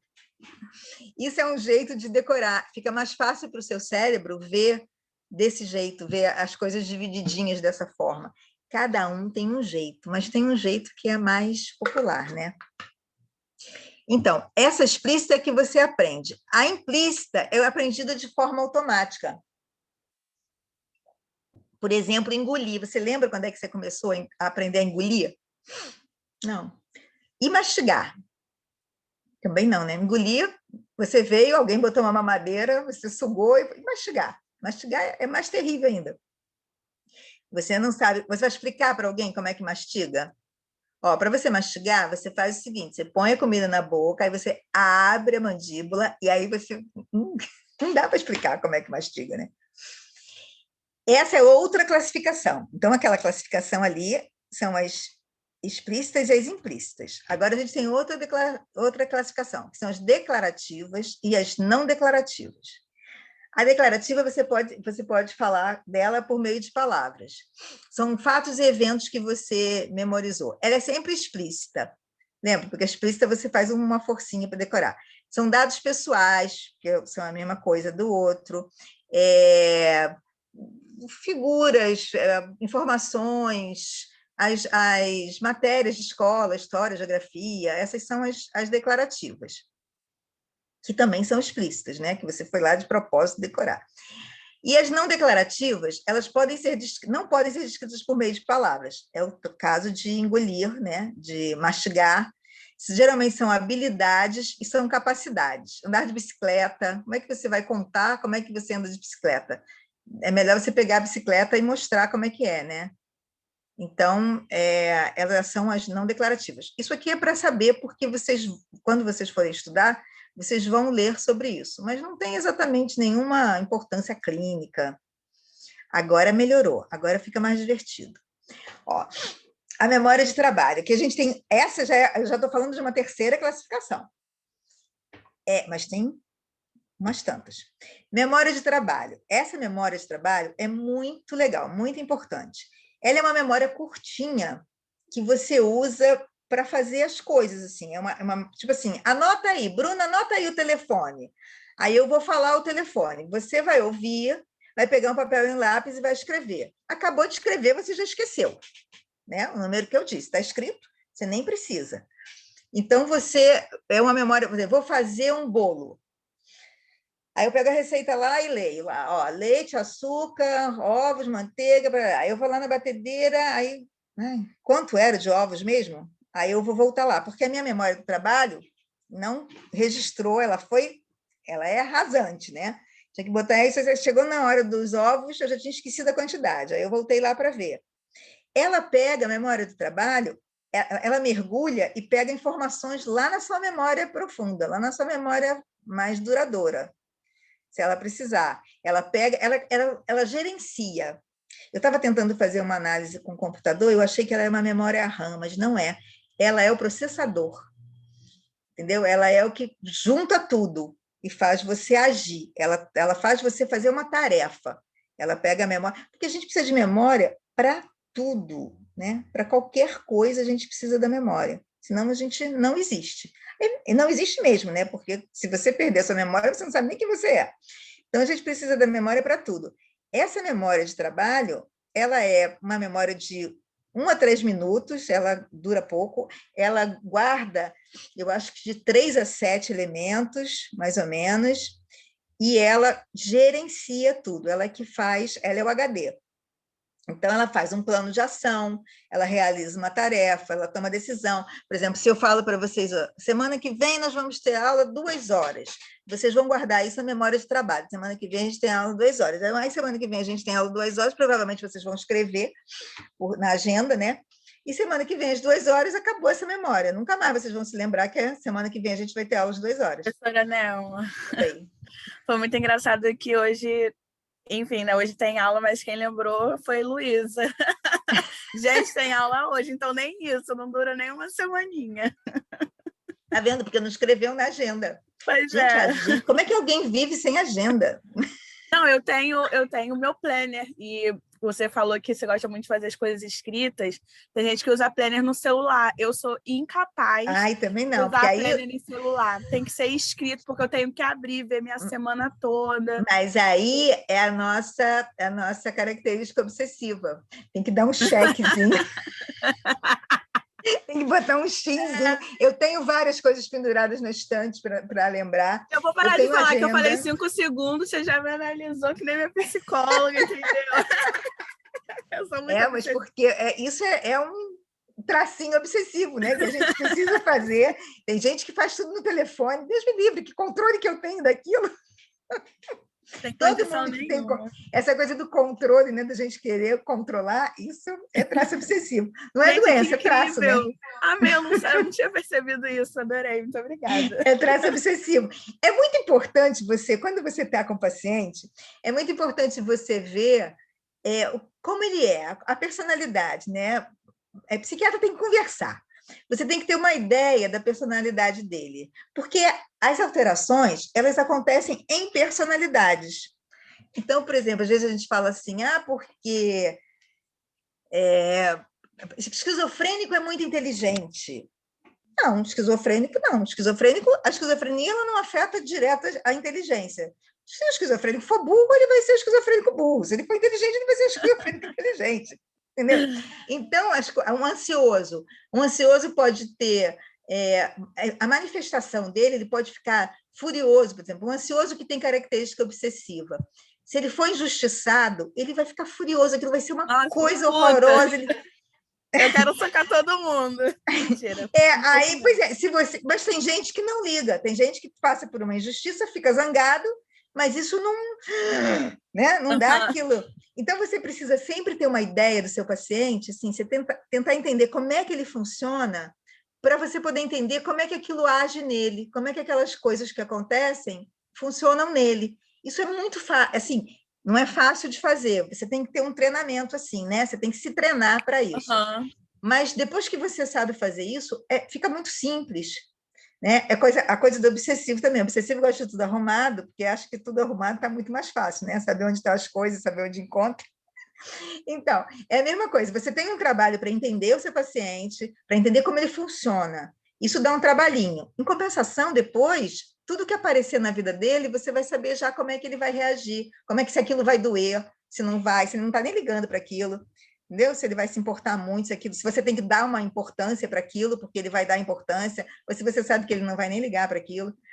E aí é muito legal, fica muito mais fácil. Então, é muito bom conhecer os pacientes. Eu converso com meus pacientes sobre qualquer coisa, qualquer assunto, porque enquanto eu estou conversando com eles sobre qualquer coisa, eu estou tentando descobrir como é que eles funcionam, entendeu? Então, a gente tem uma conversa muito legal, assim, sobre trabalho, o que faz, como é que é. Eu pergunto um monte de coisa que não tem nada a ver. Se você é entrevista psiquiátrica, eu preciso conhecer ele, né? Senão não dá certo.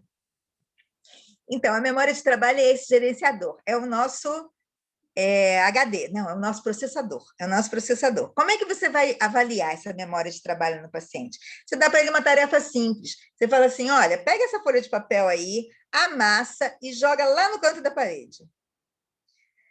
Você já está avaliando a memória de trabalho dele. Se a memória de trabalho dele estiver ruim, ele vai amassar o papel, vai olhar para sua cara e vai falar, faço o que agora? Entendeu? Você tem que dar uma tarefinha simples, você já tem uma avaliação da memória de trabalho dele, se ele já está conseguindo fazer.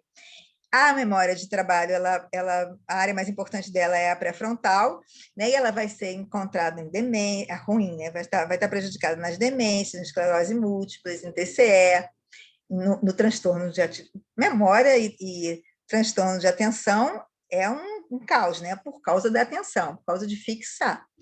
Envelhecimento normal também, você fala, sabe quando as pessoas falam assim, as pessoas mais velhas falam assim, não, aí eu saio do quarto, vou pegar a chave do carro, aí eu pego a chave do carro, mas aí eu lembro que eu acho que eu deixei o computador ligado, aí eu vou ver se o computador estava ligado, aí larguei a chave do carro na mesa do computador, aí eu vou ver se a janela, você nunca viu ninguém falar isso, tem até uns umas historinhas sacaneando os maiores de 50, né? Que falam isso. Assim. Aí passa um monte de coisa, é um monte de trabalho, um monte de tarefa, e não organiza. Por quê? Porque o processador já está ruim, entendeu? Aí você tem aquele monte de tarefa para fazer, um monte de coisa, se embola, aí, no geral, não faz nada. Aí chega no final do tempo, você está exausta, parece que fez alguma coisa, não tem nada feito, está tudo desorganizado. No HD, o déficit de atenção, ele tem essa memória de trabalho prejudicada por causa da atenção, né? Mas envelhecimento normal também tem. Essa memória de trabalho é a que eu gosto mais. Tem a memória episódica. Isso aqui também eu tenho um problema com essa classificação, viu? A memória episódica, eles chamam assim, é que mudou um pouco, eu não gostei dessa mudança. A gente tinha uma memória imediata, a gente chamava de memória imediata, assim, aconteceu ontem. O que o senhor jantou ontem? O que você fez ontem? Que era para ver se a memória estava apagando de frente para trás. Mas agora a classificação mudou um pouco. Então, eles botaram o nome de memória episódica. A memória episódica, sim, você tem memória por um evento importante da sua vida. Quando você se formou, quando você se casou, quando nasceu seu primeiro filho, quando você arrumou seu primeiro emprego, né? Quando você conheceu uma pessoa especial, você tem umas memórias que são importantes, são eventos. Essas memórias, elas com o tempo, elas enfraquecem, elas podem ser floreadas, mas elas costumam resistir durante muito tempo. Mas então, aí eu botei aqui que a memória episódica ela pode ser de fatos recentes e antigos, porque esses fatos podem ser muito antigos, né? Mas os recentes são muito importantes para a gente avaliar o paciente, porque assim, você chega para o paciente, tinha um paciente com Korsakoff lá no Gafre, que a gente falava assim para ele de manhã, o que o senhor fez ontem? Aí ele falava assim, ontem eu fui num baile, estava internado já há um mês, né? Ontem eu fui num baile, numa festa. Eu falei, nossa, foi numa festa onde? Eu não sei, foi por aqui perto. Mas o senhor foi com quem? Foi com essas meninas, as enfermeiras. Foi com essas meninas, elas que me levaram, não sei o quê. Entendeu? A memória dele, ele, além de fabular, ele inventava uma historinha para colocar ali onde ele não sabia, mas ele não conseguia se lembrar mesmo que ontem à noite a resposta certa é que fiquei aqui, jantei e dormia, e fiquei aqui no hospital. Mas a memória dele não está... Esse tem um valor muito importante da pessoa não lembrar o que comeu ontem, né? Porque o que comeu ontem a gente se lembra, a gente pode não se lembrar o que comeu na semana passada. Agora, no evento de domingo, a gente também pode se lembrar. Né? Se teve um evento, Dia das Mães foi domingo passado, né? Dia das Mães, é capaz da gente se lembrar o que comeu no Dia das Mães. Mas ontem, o que você comeu ontem no almoço? Dá para lembrar, dá para fazer um esforcinho para lembrar, normal, né? Se não estiver lembrando, tem alguma coisa errada. E aqui entra a lei de Ribot. Na primeira aula, a gente falou do Ribot, porque eu adoro essa gente maluca que fala umas coisas que na época ninguém acredita. O Ribot é um filósofo francês. Ele era mais ligado à psicologia, porque nessa época não tinha psicologia, né? Tinha filosofia. Quem se ocupava da psicologia era a filosofia. E o Ribot ele fez para a psicologia os primeiros fundamentos da psicopatologia. Mas uma coisa assim que ele fez que deixou ele muito famoso, pelo menos eu achei que era a coisa mais importante que eu consigo ver nele, é esse entendimento da memória, que a memória vai apagar da frente para trás. Quando no envelhecimento e na demência, ela sempre apaga da frente para trás. Aí a pessoa fala assim para você, não, doutora, minha mãe não está demente, não. Ela lembra de tudo, ela lembra de quando a gente foi para a escola, ela lembra de coisa que a gente nem lembra mais. Não tem nada, não quer dizer nada, porque demente lembra. Eu tinha um paciente que era a coisa mais linda do mundo, ele tinha 5 filhos homens e uma esposa. E aí eles levavam ele no consultório, e ele sempre pedia para ficar sozinho. E toda vez ele me contava a mesma história, que aqueles filhos não eram dele, que os filhos dele eram crianças pequenas, os filhos dele eram pequenos, assim, adolescentes, eram pequenos. E aquela mulher, aquela velha, não era a mulher dele era linda, a mulher dele era uma coisa de linda. Ele conseguia descrever o casamento dele, mas ele descrevia, gente, o vestido de noiva dela, ele descrevia a decoração da igreja, que que eles usaram na decoração. Ele descrevia tudo, era um amor. Não sei se ela se matava porque ele chamava ela de velha, ou se ela ficava feliz, porque era uma paixão absurda. Ele falava que ela era linda demais, que era uma coisa. O que acontecia? A memória dele foi apagando de frente para trás. Então, ele não lembrava da mulher dele ter envelhecido, ele não se lembrava dos filhos terem crescido. Aí ele se deparava com aquela gente lá na casa dele e ele não entendia nada. Né? Isso é a lei de Ribot, da memória ir apagando da frente para trás. Então, é sempre assim. Aí, quando você pergunta para o paciente o que o senhor comeu ontem, e ele não sabe responder, mas aí ele sabe responder como é que foi o casamento dele, que também é uma memória episódica. Né? Então, eu prefiro chamar essa memória do que você comeu ontem e você não sabe, de memória recente, né? Porque é recente, tem que ver que assim, é no dia anterior, mas é recente. Porque, no caso da demência, a gente vai errar, porque eles têm uma memória episódica melhor. Se for do passado, eles têm uma memória episódica melhor. Então, a gente vai chamar isso aqui de memória episódica, mas vamos ver que tem memória episódica recente e antiga. Isso aqui é a nota da professora. Não é exatamente da classificação, mas isso confunde. Aí, como é que você vai avaliar essa memória episódica? Perguntar sobre os fatos marcantes e os fatos muito recentes, né? O casamento, né? E os fatos recentes. Essa coisa do que comeu ontem, como é que foi, o que fez ontem, é tranquila. Ela acontece mais nas regiões da face medial dos lobos temporais, e essa episódica está prejudicada nas demências, todas as demências, na Wernicke-Korsakoff, Alzheimer. Eu tive um paciente com Wernicke-Korsakoff, que é do alcoolismo, né? Ele tinha que andar, eu tratava dele no Pinel, ele tinha que andar com... a família fazia um papel que dizia que ônibus ele tinha que pegar, aonde ele tinha que descer, o nome do hospital, ambulatório, o meu nome, e aí ele ia no ambulatório sozinho. Então, ele não conseguia me achar, eu tinha que achar ele no hall do ambulatório, né? Porque ele ficava muito desorientado mesmo, ele tinha que ter tudo escrito. Se tivesse tudo escrito, ele conseguia se localizar. E aí tinha uma coisa muito engraçada, porque ele tinha uma outra memória, que é a memória semântica, que a gente vai falar agora. Ele tinha uma memória semântica boa, então ele brincava comigo de vulto. Toda vez ele adorava fazer isso. Assim, eu dizia a cidade, ele dizia qual era o monumento da cidade. Isso é uma memória semântica, que a gente vai falar agora. Mas essa episódica, nada, não tinha a menor noção. Aí depois ele tinha o ônibus escrito para voltar, tinha que ser tudo escrito para ele. E aqui está o Ribot, ó, só para vocês lembrarem dele, tá? Pode ler alguma coisa do Ribot, que é legal. E ele era filósofo, mas tendendo a psicólogo. Em alguma hora eles se separaram lá, a psicologia e a filosofia. Então, a memória semântica, essa que eu estava falando desse paciente. A memória semântica é o arquivo geral de conceitos que você tem. É uma memória de longo prazo, ela está aí há muito tempo, e é aquela coisa dos conceitos que a gente viu na aula passada. Nome de objeto, informação social, quem é a dupla sertaneja, não sei de onde, como é o nome desse computador, onde fica o Cristo Redentor, né? São operações matemáticas. Isso tudo é da nossa memória semântica, as coisas que a gente aprende, é uma memória meio social. Então, como é que você avalia isso? Com lista de animais, é uma avaliação bem legal. Vocês encontram nos livros umas tabelinhas de quantos tem que acertar. Eu agora já faço isso mais de ouvido, então não sei, mas eu já percebo quando é que o negócio está ruim ou não.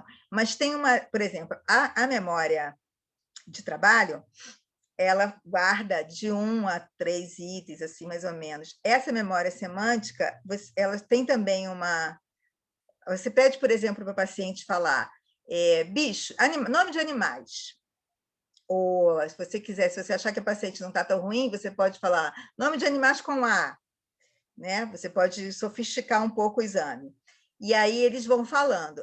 Existe uma tabela para te dizer quantos é normal, quanto... Né? Eu acho que de lista de animais, eu acho que até 10 é normal, mas não tenho certeza. Tem uma lista que... Eu começo logo pelo mais difícil, entendeu? Nome de animais com C. E aí vai. Se eu achar que não está indo, eu passo, tiro o C e falo, vamos lá, nome de animais. Animais amarelos, né? Ou umas coisas assim, você pode modificar um pouco. Nome de países. Esse paciente gostava assim, eu falava Roma, ele falava Coliseu. Aí, assim, né? Pisa, Torre, Rio de Janeiro, Corcovado, ele ia falando, e ele adorava, isso era uma coisa assim, eu acho que ele só ia na consulta por causa disso, porque ele ficava muito feliz em conseguir manter essa memória semântica. Isso não é incomum no Korsakoff, de conseguir manter a memória semântica. E, na verdade, era a única que ele tinha, né?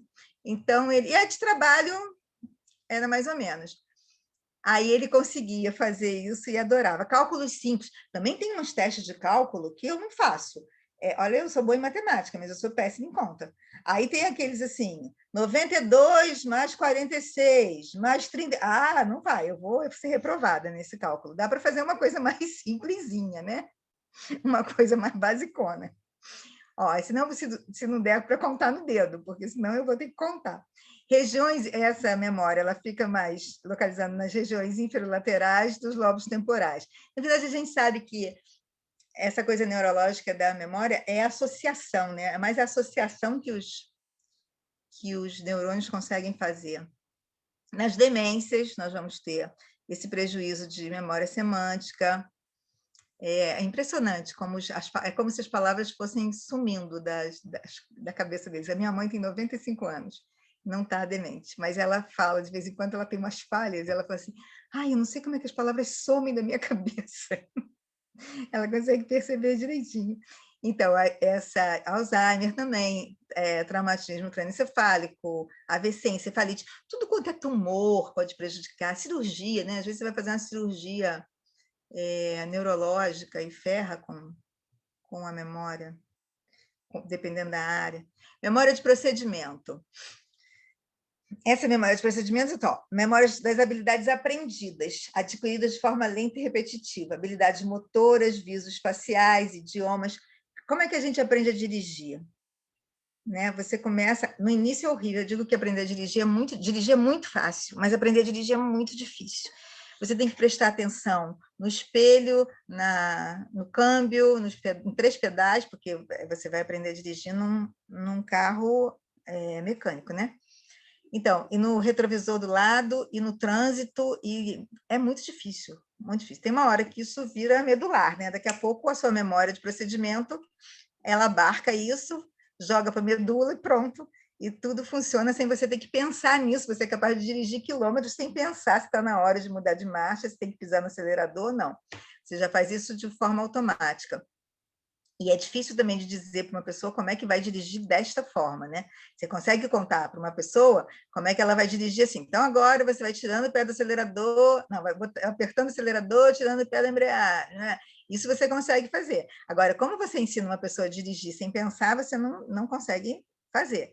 Ela tem que ter essa memória de procedimento. Ela vai fazendo, fazendo, fazendo e consegue, né? As visos espaciais, que são de labirinto, até aqueles testezinhos, né, de sair do labirinto, de sair da coisa, idiomas. O idioma natal, a gente aprende com mais facilidade, né? Porque você vai ouvindo e você vai fazer. Mas se você precisar aprender um idioma diferente, aí é mais complicado, porque você tem que aprender. Dizem que você aprende a aprender um idioma, que quando você aprende a falar um outro idioma que não seja o seu idioma natal, você tem muito mais facilidade de aprender outros idiomas, porque você aprendeu a aprender um idioma, tem um jeito de aprender. Então, isso é uma coisa da memória de procedimento, ela aprende o procedimento de aprender o idioma. Então, isso é bem legal. Como é que você vai testar essa memória de procedimento? Que a gente aprende assim, são todas as nossas habilidades, né? Sentar na mesa para comer, lidar com garfo e faca, andar de bicicleta, todas essas coisas são na nossa memória de procedimento. Você pode testar a visoespacial com labirinto, né? Tem aqueles labirintozinhos que tem palavra cruzada, que o paciente sai, quebra-cabeça também, você usa a visoespacial, relógio, sabe aquele teste do relógio que você manda desenhar, o paciente desenhar um relógio, e aí manda botar os ponteiros para fazer as horas. Gramática, conjugar verbo, pode mandar conjugar um verbo comum, porque eles vão perdendo essa habilidade. Isso é uma habilidade aprendida também, né? A gente não, quando a gente escreve, a gente não pensa em que tempo de verbo, a gente vai escrevendo, né? E a mão sabe qual é o verbo para aquele pronome, que tempo você está usando. Você não pensa assim, não, aqui, deixa eu ver, presente do indicativo, não vai rolar, né? Você vai fazendo isso automaticamente. É a sua memória de procedimento que faz isso. Então, ela vai estar lá, principalmente nos lobos frontais, gânglios da base e cerebelo, que lá tem um equilíbrio. Tem uma coisa engraçada, por exemplo, que a gente fala de memória. Às vezes você tem uma palavra que você não sabe como escreve, né? Ah, é com S, 2 S? Como é que é? Aí você pega um lápis e um papel e aí você escreve a palavra. Parece que a sua mão sabe a palavra, né? Que você esqueceu como é que escreve a grafia, mas a sua mão sabe. É a sua memória do procedimento pedindo uma ajudinha, né? Para você poder saber qual é a palavra. Você, de cara, assim, você imaginar a palavra, você fica em dúvida entre umas 3 formas de escrever. Mas põe a sua mão para escrever que a sua memória de procedimento vai funcionar. Parkinson, demência grave, Alzheimer, Wernicke-Korsakoff, tumores, TCE, todas as doenças neurológicas podem acontecer isso. Para a gente é mais impossível. Então, isso aqui é bem importante. Não é possível recuperar o passado como ele originalmente aconteceu. Isso não dá, a gente não tem, a não ser que a gente filme. Mesmo assim, filmando, você ainda vai olhar para o filme e você vai ter a sua própria interpretação. Não é possível recuperar o passado como ele originalmente aconteceu. A lembrança evocada, né, a lembrança que a gente traz à tona, ela nunca é igual ao que está fixado. Imagina que tenha um filtro, né? Aí quando você fixa, você passa por esse filtro, ela modifica. Quando você evoca, ela passa por esse filtro de novo. Então, ela modifica novamente. Esse filtro pode ser o seu afeto naquele momento, pode ser a época, né? Nós não somos as mesmas pessoas ao longo do tempo, né? Nós nos modificamos muito. Nós somos essencialmente a mesma pessoa, mas os nossos sentimentos eles se modificam, os nossos entendimentos da vida se modificam, as nossas certezas sobre as coisas, graças a Deus, mudam, né? A gente vai se adaptando, a gente vai aprendendo e a gente vai melhorando, ou melhorando ou piorando, né? Mas no geral a tendência é você melhorar, você ir aprendendo coisas e melhorar. Então, quando você se lembra de uma coisa que aconteceu com você, quando você fixou uma coisa quando você tinha 12 anos de idade, quando você vai lembrar dela aos 30, não tem a menor chance de você não botar um monte de coisa nesse período de tempo que você se modificou. Entendeu? Você vai colocar uns cacos nessa lembrança. A nossa infância é muito mais bonita depois que passa uns 30 anos dela, né? Tudo fica melhor. A lembrança evocada nunca é igual ao fato fixado, que não é igual à realidade, e sempre contaminamos o fato com a nossa própria vivência, ou a vivência do momento, ou a vivência que já foi, seja no momento da fixação ou no momento da evocação. A gente sempre vai mudar. Alterações da memória. Vamos lá, quantitativas. A gente tem a hipermnésia, que isso aqui não tinha acento antes. Aumento da capacidade mnêmica com a maior rapidez de evocação. Você consegue lembrar de muita coisa, vem muita coisa na sua cabeça. São lembranças vivas, mas são lembranças pouco precisas, tá? Isso acontece em estado de hipnose, acontece em estado de febre. Por exemplo, a hipnose, a gente tem a sensação de que a hipnose vai sempre dizer a verdade, né? Que sobre a hipnose, a gente vai contar o fato verdadeiro. Não é assim. A gente vai contar o fato que o nosso consciente acha que é verdadeiro. Então, por isso que não serve para prova de crime, essas coisas, a hipnose não serve por isso. Essa hipermnésia, então, essa capacidade de vir mais coisa na sua cabeça, mais lembrança. Mas a gente tem que fazer uma diferença disso para hipertrofia de memória. A pessoa que tem uma memória daquelas que a gente morre de inveja, aquelas memórias maravilhosas, elas não têm hipermnésia, elas têm hipertrofia de memória. Entendeu? Elas têm a hipermnésia é uma alteração mesmo. E às vezes a gente vê em retardo, em autismo, a hipertrofia de memória parcial. Você tem uma memória aumentada para aquele assunto ali, só. Você não tem para o resto. Por exemplo, eu tenho um paciente que ele sabe os quadros dos museus, adora arte, então ele sabe todos os quadros dos museus do mundo inteiro. Se você perguntar onde é que está o quadro, ele sabe, os quadros famosos, é claro, né? Onde é que está, mas ele sabe tudo, sabe desde quando está no museu, ele é incapaz de saber o valor do quadro, se custa R$1 ou 10. Não, ele sabe o número, mas ele não sabe o valor, ele sabe em número quanto custa, mas quanto aquilo significa, não sabe. Ele tem uma memória péssima para todo o resto, mas para isso ele é uma memória parcial, é uma memória focada. Que o retardo mental também, às vezes o retardo mental ele gruda nos pedaços de memória, né? Mas eles não têm uma memória boa. E a hipomnésia é a redução dessa capacidade minêmica, você diminui o número de lembranças evocadas na unidade de tempo. Aí você fica tentando lembrar e aparece uma coisa. Isso na depressão, a gente vê uma coisa muito parecida. Não é hipomnesia, não. É a lentidão do pensamento. Mas parece, entendeu? Você pergunta e o paciente demora para te responder e parece que ele não está lembrando. Não é isso, é que ele não está conseguindo acessar e falar. Korsakoff tem isso, que está escrito errado aqui. Salinidade epilética e retardo mental também. A amnésia é a abolição da capacidade minêmica, né? A perda total da memória. Aí a gente vai ter aqui umas tipos de amnésia, que eu botei aqui melhor. Ó. A gente tem a amnésia retrógrada ou de evocação, ou seja, dificuldade de evocar, né? Dificuldade de trazer de volta. A amnésia anterógrada ou de fixação, que é a dificuldade de fixar coisa nova. A retroanterógrada, que é isso, e a lacunar. Essas amnésias, elas acontecem. Essa lacunar você pode ter em um trauma emocional, entendeu? Pode ser uma coisa psíquica, mas as outras geralmente são de fundo neurológico, né? Então, por exemplo, eu fiz aqui um esqueminha para ver se fica mais fácil. Ó. Aqui a gente tem um acidente. O cara estava lá parafusando qualquer coisa e ele vai se estabacar aqui da escadinha. Então, vamos dizer que ele bateu com a cabeça e fez um TCE. Se ele esquecer, ele pode esquecer só esse pedaço aqui, do acidente. Que ele caiu, que ele escorregou, caiu, ele pode esquecer só disso. Então, ele vai ter uma amnésia lacunar. É só para aquele fato. Essa lacunar é que costuma ser essa psicogênica, né? essa emocional, que assim, a pessoa tem um trauma emocional muito forte e ela esquece daquilo ali. Né? Esquece daquele pedaço. Ela não esquece antes. Eu tenho uma paciente que lembrou de um abuso do vizinho. Nossa, mas é impressionante. Ela tinha, acho que, 6 anos e ela teve uma amnésia lacunar por uns 50 anos.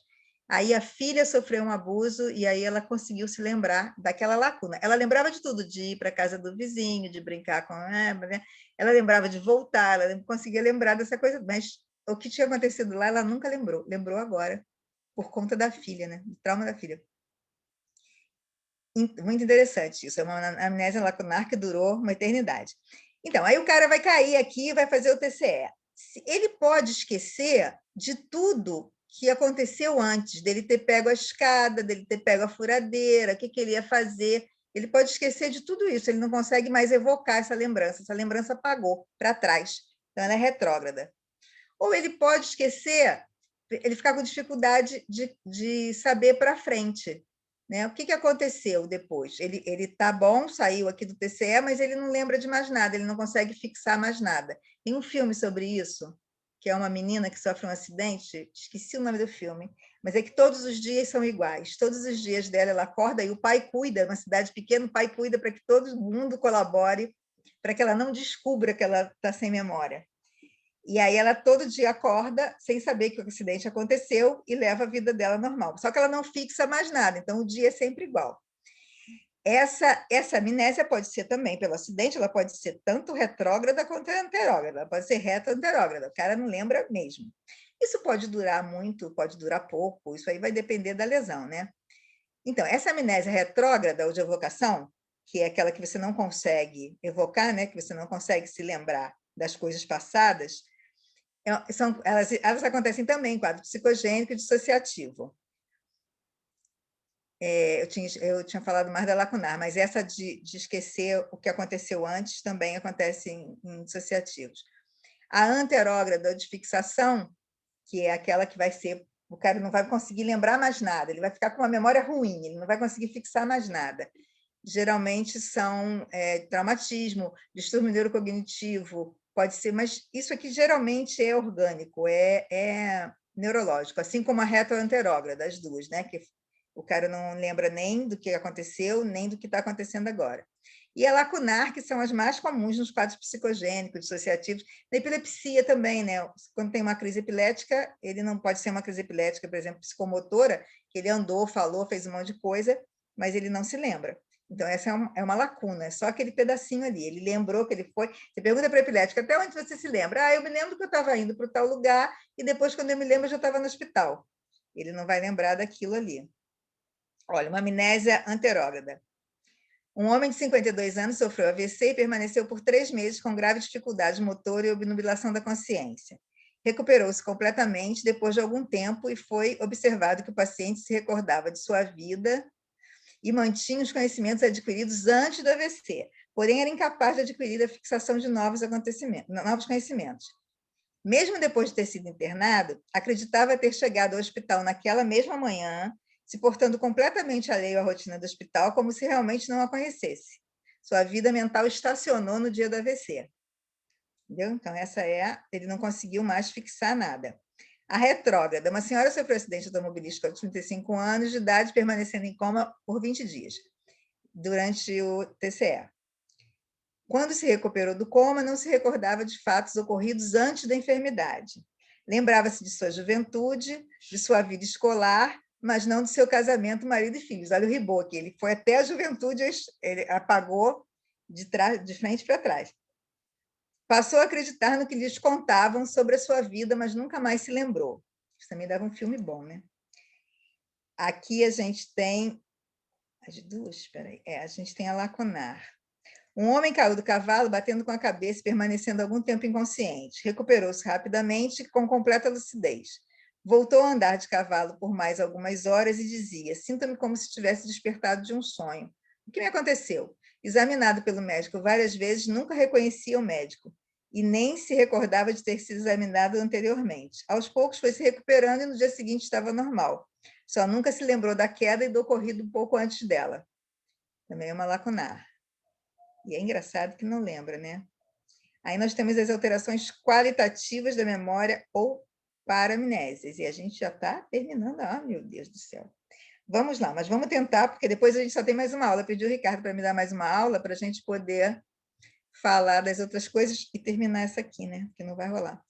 Ilusões mnêmicas. As ilusões mnêmicas são lembranças fictícias. Você tem você fala, acréscimo de elementos falsos ao núcleo da imagem mnêmica verdadeira. Você tem uma lembrança verdadeira, mas aí você vai colocando umas rendinhas em volta, entendeu? Você tem assim... Oi. Cada conto aumenta um ponto. Isso, exatamente. Aí você vai falando assim, quando eu era pequena, eu fui com a minha avó na florista. Ah, tá. E a minha avó comprou um monte de flores. Aí você pode ir colocando coisas. Aí alguém escuta e fala, mas foi isso mesmo que aconteceu? Não, acho que não foi assim, não. Hein? Quando junta muita gente de escola, é assim também, né? Cada um, às vezes, conta uma história de um jeito diferente. Não, você fez isso. Não, eu não fiz isso. Aí fica aquela confusão. Mas o importante da ilusão, lembra que a gente viu ilusão e delírio? Aliás, desculpe, ilusão e alucinação? A alucinação é uma coisa completamente nova, sem objeto. E a ilusão, ela tem que ter um objeto. Você tem uma verdade que você deforma. A ilusão mnêmica é a mesma coisa. Você tem uma verdade que você deforma. Se for tirado do nada, não é ilusão mnêmica. A ilusão você tem que ter uma historinha. Aconteceu uma coisa. Aí você, tipo assim, eu tropecei. Eu tropecei. Quebrei a perna, fiquei 5 dias em coma. Isso foi a ilusão mnêmica, mas você teve que tropeçar para poder fazer essa ilusão mnêmica. Acontece em esquizofrenia, histeria, transtorno de personalidade, alcoolismo, epilepsia, quadros orgânicos, e acontece na normalidade também, né? Não assim, as pessoas desmontam as nossas. A gente faz uma ilusão mnêmica e chega alguém mais velho e fala, não foi assim. Aí às vezes a gente fala, acho que não foi assim, não. Mas a gente também tem ilusão minêmica. Ilusão, a gente tem direito. A alucinação minêmica, que é diferente, é aquela, é criação imaginativa com aparência de lembranças, mas que não correspondem à realidade. É o que acontecia com as minhas pacientes lá, que ficavam me contando coisas da vida delas que nunca tinham acontecido. Entendeu? Elas lembravam, mas era uma alucinação. Análoga à alteração da senso-percepção, como ilusão e alucinação. Entendeu? Você cria do nada, mas para você aquilo é uma lembrança. Não é como você falar assim, o meu vizinho está querendo me matar. Não, o meu vizinho botou está querendo me matar e botou umas câmeras na minha casa. Aí você pode, na alucinação, você fala assim, nossa, eu me lembro de uma época em que meu vizinho encheu minha casa de câmera, que eu não sei, ele queria me vigiar, não sei nem o que ele queria, porque a essa altura o delírio já foi embora, né? Eu não sei nem o que ele queria fazer, mas ele encheu a minha câmera, a minha casa de câmera. Ele pode lembrar mas para ele é uma lembrança, não é uma coisa que está acontecendo, é uma coisa que aconteceu e que ele se lembra muito bem, né? Na esquizofrenia e outros transtornos psicóticos. Isso aqui é bem de transtorno psicótico. Aí a gente tem a fabulação, que é o relato de coisas fantásticas que nunca aconteceram. Tem uma definição do Broiler que fala: as fabulações preenchem um vazio da memória que se mostram como que criadas para esse fim. Podemos produzi-las ou governá-las, enquanto que as alucinações de memória não mudam, tal como a ideia delirante. A fabulação é como eu falei do cara lá do Gaffrey, do paciente, que você fala assim, você foi fazer o que ontem? Ontem... Aí quando assim, o que eu fiz ontem? A sensação que dá assim, o que eu fiz ontem à noite? Aí a memória vai lá procurar, aí tem um buraco. Aí o pensamento vai lá, arruma uma historinha e encaixa ali, entendeu? E aí ele fala, ontem eu fui à festa. Mas com quem você foi à festa? Com quem que eu fui à festa? Com quem? Aí ele olha para as meninas. Eu fui com elas. Entendeu? A fabulação, aí você fala assim, não, mas elas não estavam aqui ontem, elas começaram a trabalhar aqui hoje. Então foi com alguém muito parecido. Entendeu? Você consegue influenciar, você consegue ir falando, mas isso não foi. Então deve ter sido outra coisa, né? Deve ter sido alguém parecido. A fabulação, mas a sensação que dá é essa mesmo, que eles evocam, né? Que eles fazem, e aí não tem nada lá. Aí o pensamento vem, arruma uma historinha para aquilo. É a fabulação. E aí são coisas fantásticas ou não, né? Pode ser coisas fantásticas, mas podem ser coisas do cotidiano também. Mas é para preencher um vazio de memória. Né? Aí a gente pode fazer isso, a gente pode modificar um pouco, a gente pode dar palpite. Na ideia delirante, não, a ideia delirante não muda com nada. Esquizofrenia, quadros orgânicos, alcoolismo, Korsakoff, intoxicação, demência. Demência é bem comum. Criptomnésia são as lembranças que não são reconhecidas como tais, sim como fatos novos. Eu te conto uma coisa, eu falo, olha, eu conto uma história aqui de um paciente, né? O paciente fez isso, a paciente lá o cara que matou a menina por delírio de ciúmes. Aí passa um tempo, alguém fala assim, não, eu tive um paciente e conta a história igualzinha. A pessoa não está mentindo, ela acha que aquilo aconteceu com ela mesmo, entendeu? Ela pega aquela lembrança, ela não reconhece que aquilo é uma lembrança. Ela acha que foi uma coisa que aconteceu. Né? Tem um apelido disso que é síndrome do plágio, né? Que você contar. Isso às vezes acontece mesmo na normalidade. Alguém conta uma história, principalmente assim, quando junta um monte de amigos que viveram muito tempo juntos, né? Aí alguém conta uma história que acha que ele se lembra que aconteceu com ele, mas não foi com outra pessoa. Né? Você fala, mas não fui eu. Não, foi a outra pessoa que fez isso. Ou então, acha, e fica acreditando mesmo, mas dá para reconhecer, entendeu? Dá para modificar isso aqui. Isso não é um delírio, isso dá para modificar. Mas na demência, né, na idade senil, isso acontece muito. A pessoa conta, é aquela coisa de repetir também muita história, né? Você conta uma história, aí a pessoa repete aquela história como se fosse dela. Velho faz muito isso, assim, mas não é por maldade, não, é porque eles realmente acham que aquela lembrança é deles, né?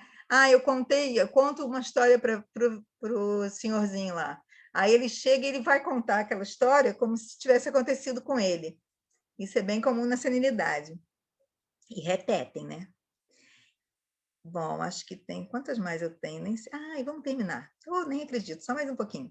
Equimnésia. A equimnésia é uma vivência muito intensa que faz com que o paciente sinta como se estivesse vivendo o fato naquele momento. Visão de fatos passados como se fosse num filme, visão panorâmica. Você tem a sensação de que está... Tinha um exemplo que era eu tinha um paciente que a noiva dele contou para ele que não ia mais se casar com ele no shopping, na escada rolante. E ele tinha essa cena, foi horrível, né? Que aí ela saiu correndo e ele ficou na escada. Ele contava isso com todos os detalhes. E ele vivia isso frequentemente, ele vivia essa cena, mas era assim, de viver mesmo. Isso acontece muito também em trauma, assalto, né? Alguma coisa violenta, sequestro. A pessoa começa a lembrar daquilo, começa a viver aquilo, de suar, né? De suar frio, de ter a reação somática mesmo do momento, né? De como se estivesse vivendo aquele momento. Isso é uma equimnésia. Isso acontece em transtorno pós-traumático.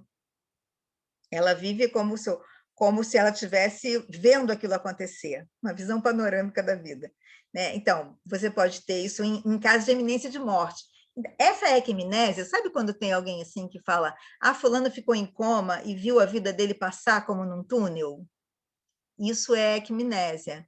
Eu estava numa situação de morte, afogamento, situações de morte iminente, assim, você acha que vai morrer, você pode ter um filminho da sua vida, assim, a sua memória dá uma acelerada e ela te mostra umas coisas que aconteceram na sua vida. Tem gente que associa isso com o juízo final, né? A religião fala isso, que passa num filme, parece que você e São Pedro estão assistindo lá o filminho passando, mas é equimnésia isso, essa visão da vida. Não sei se tem de outra forma, né? Mas tem na equimnésia.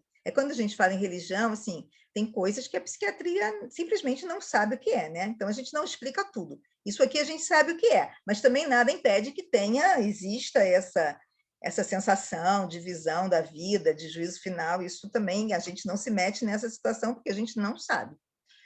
Então, aí a iminência de morte, demência, intoxicação por alucinógenos, né? Delírio, histeria, hipnose. Hipnose também. Hipnose é bem legal. Isso acontece bastante na hipnose, na equimnésia. Aí a gente tem o déjà vu, que é uma alteração da memória também. Olha o gatinho da Bruna aqui. Esse aqui é preto, não. Esse é um gato ou um cachorro, Bruna? Acho que é um gato. Aí você tem o déjà vu, que é o já visto, né? Que é aquela sensação de que você está numa situação que você já passou por aquilo, que você já viu aquilo acontecer. Aí tem aquela sensação esquisita, né? Parece que você se afasta e você vê aquela coisa acontecer assim, em câmera lenta, é muito estranho.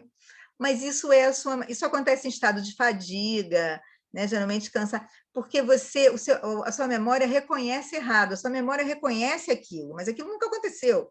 Mas ela fala: eu já vi isso aí já rolou. Mas não é verdade, a sua memória se enganou.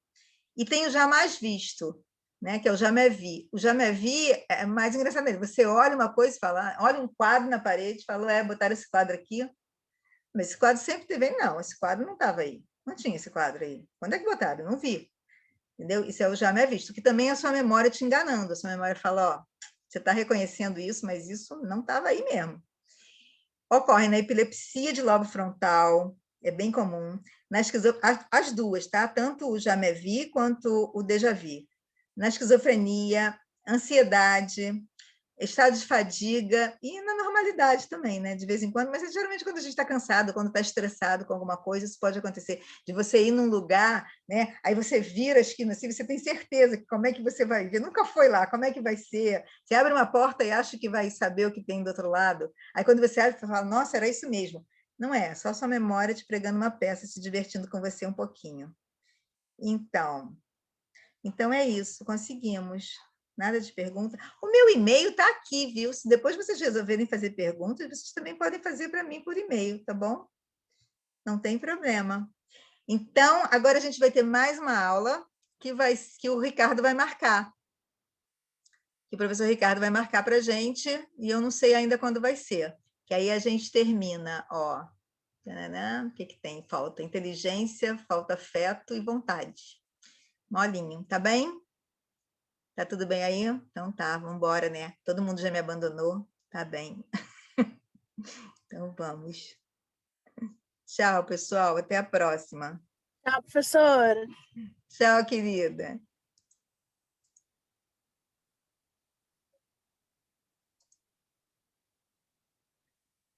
Oh, oh.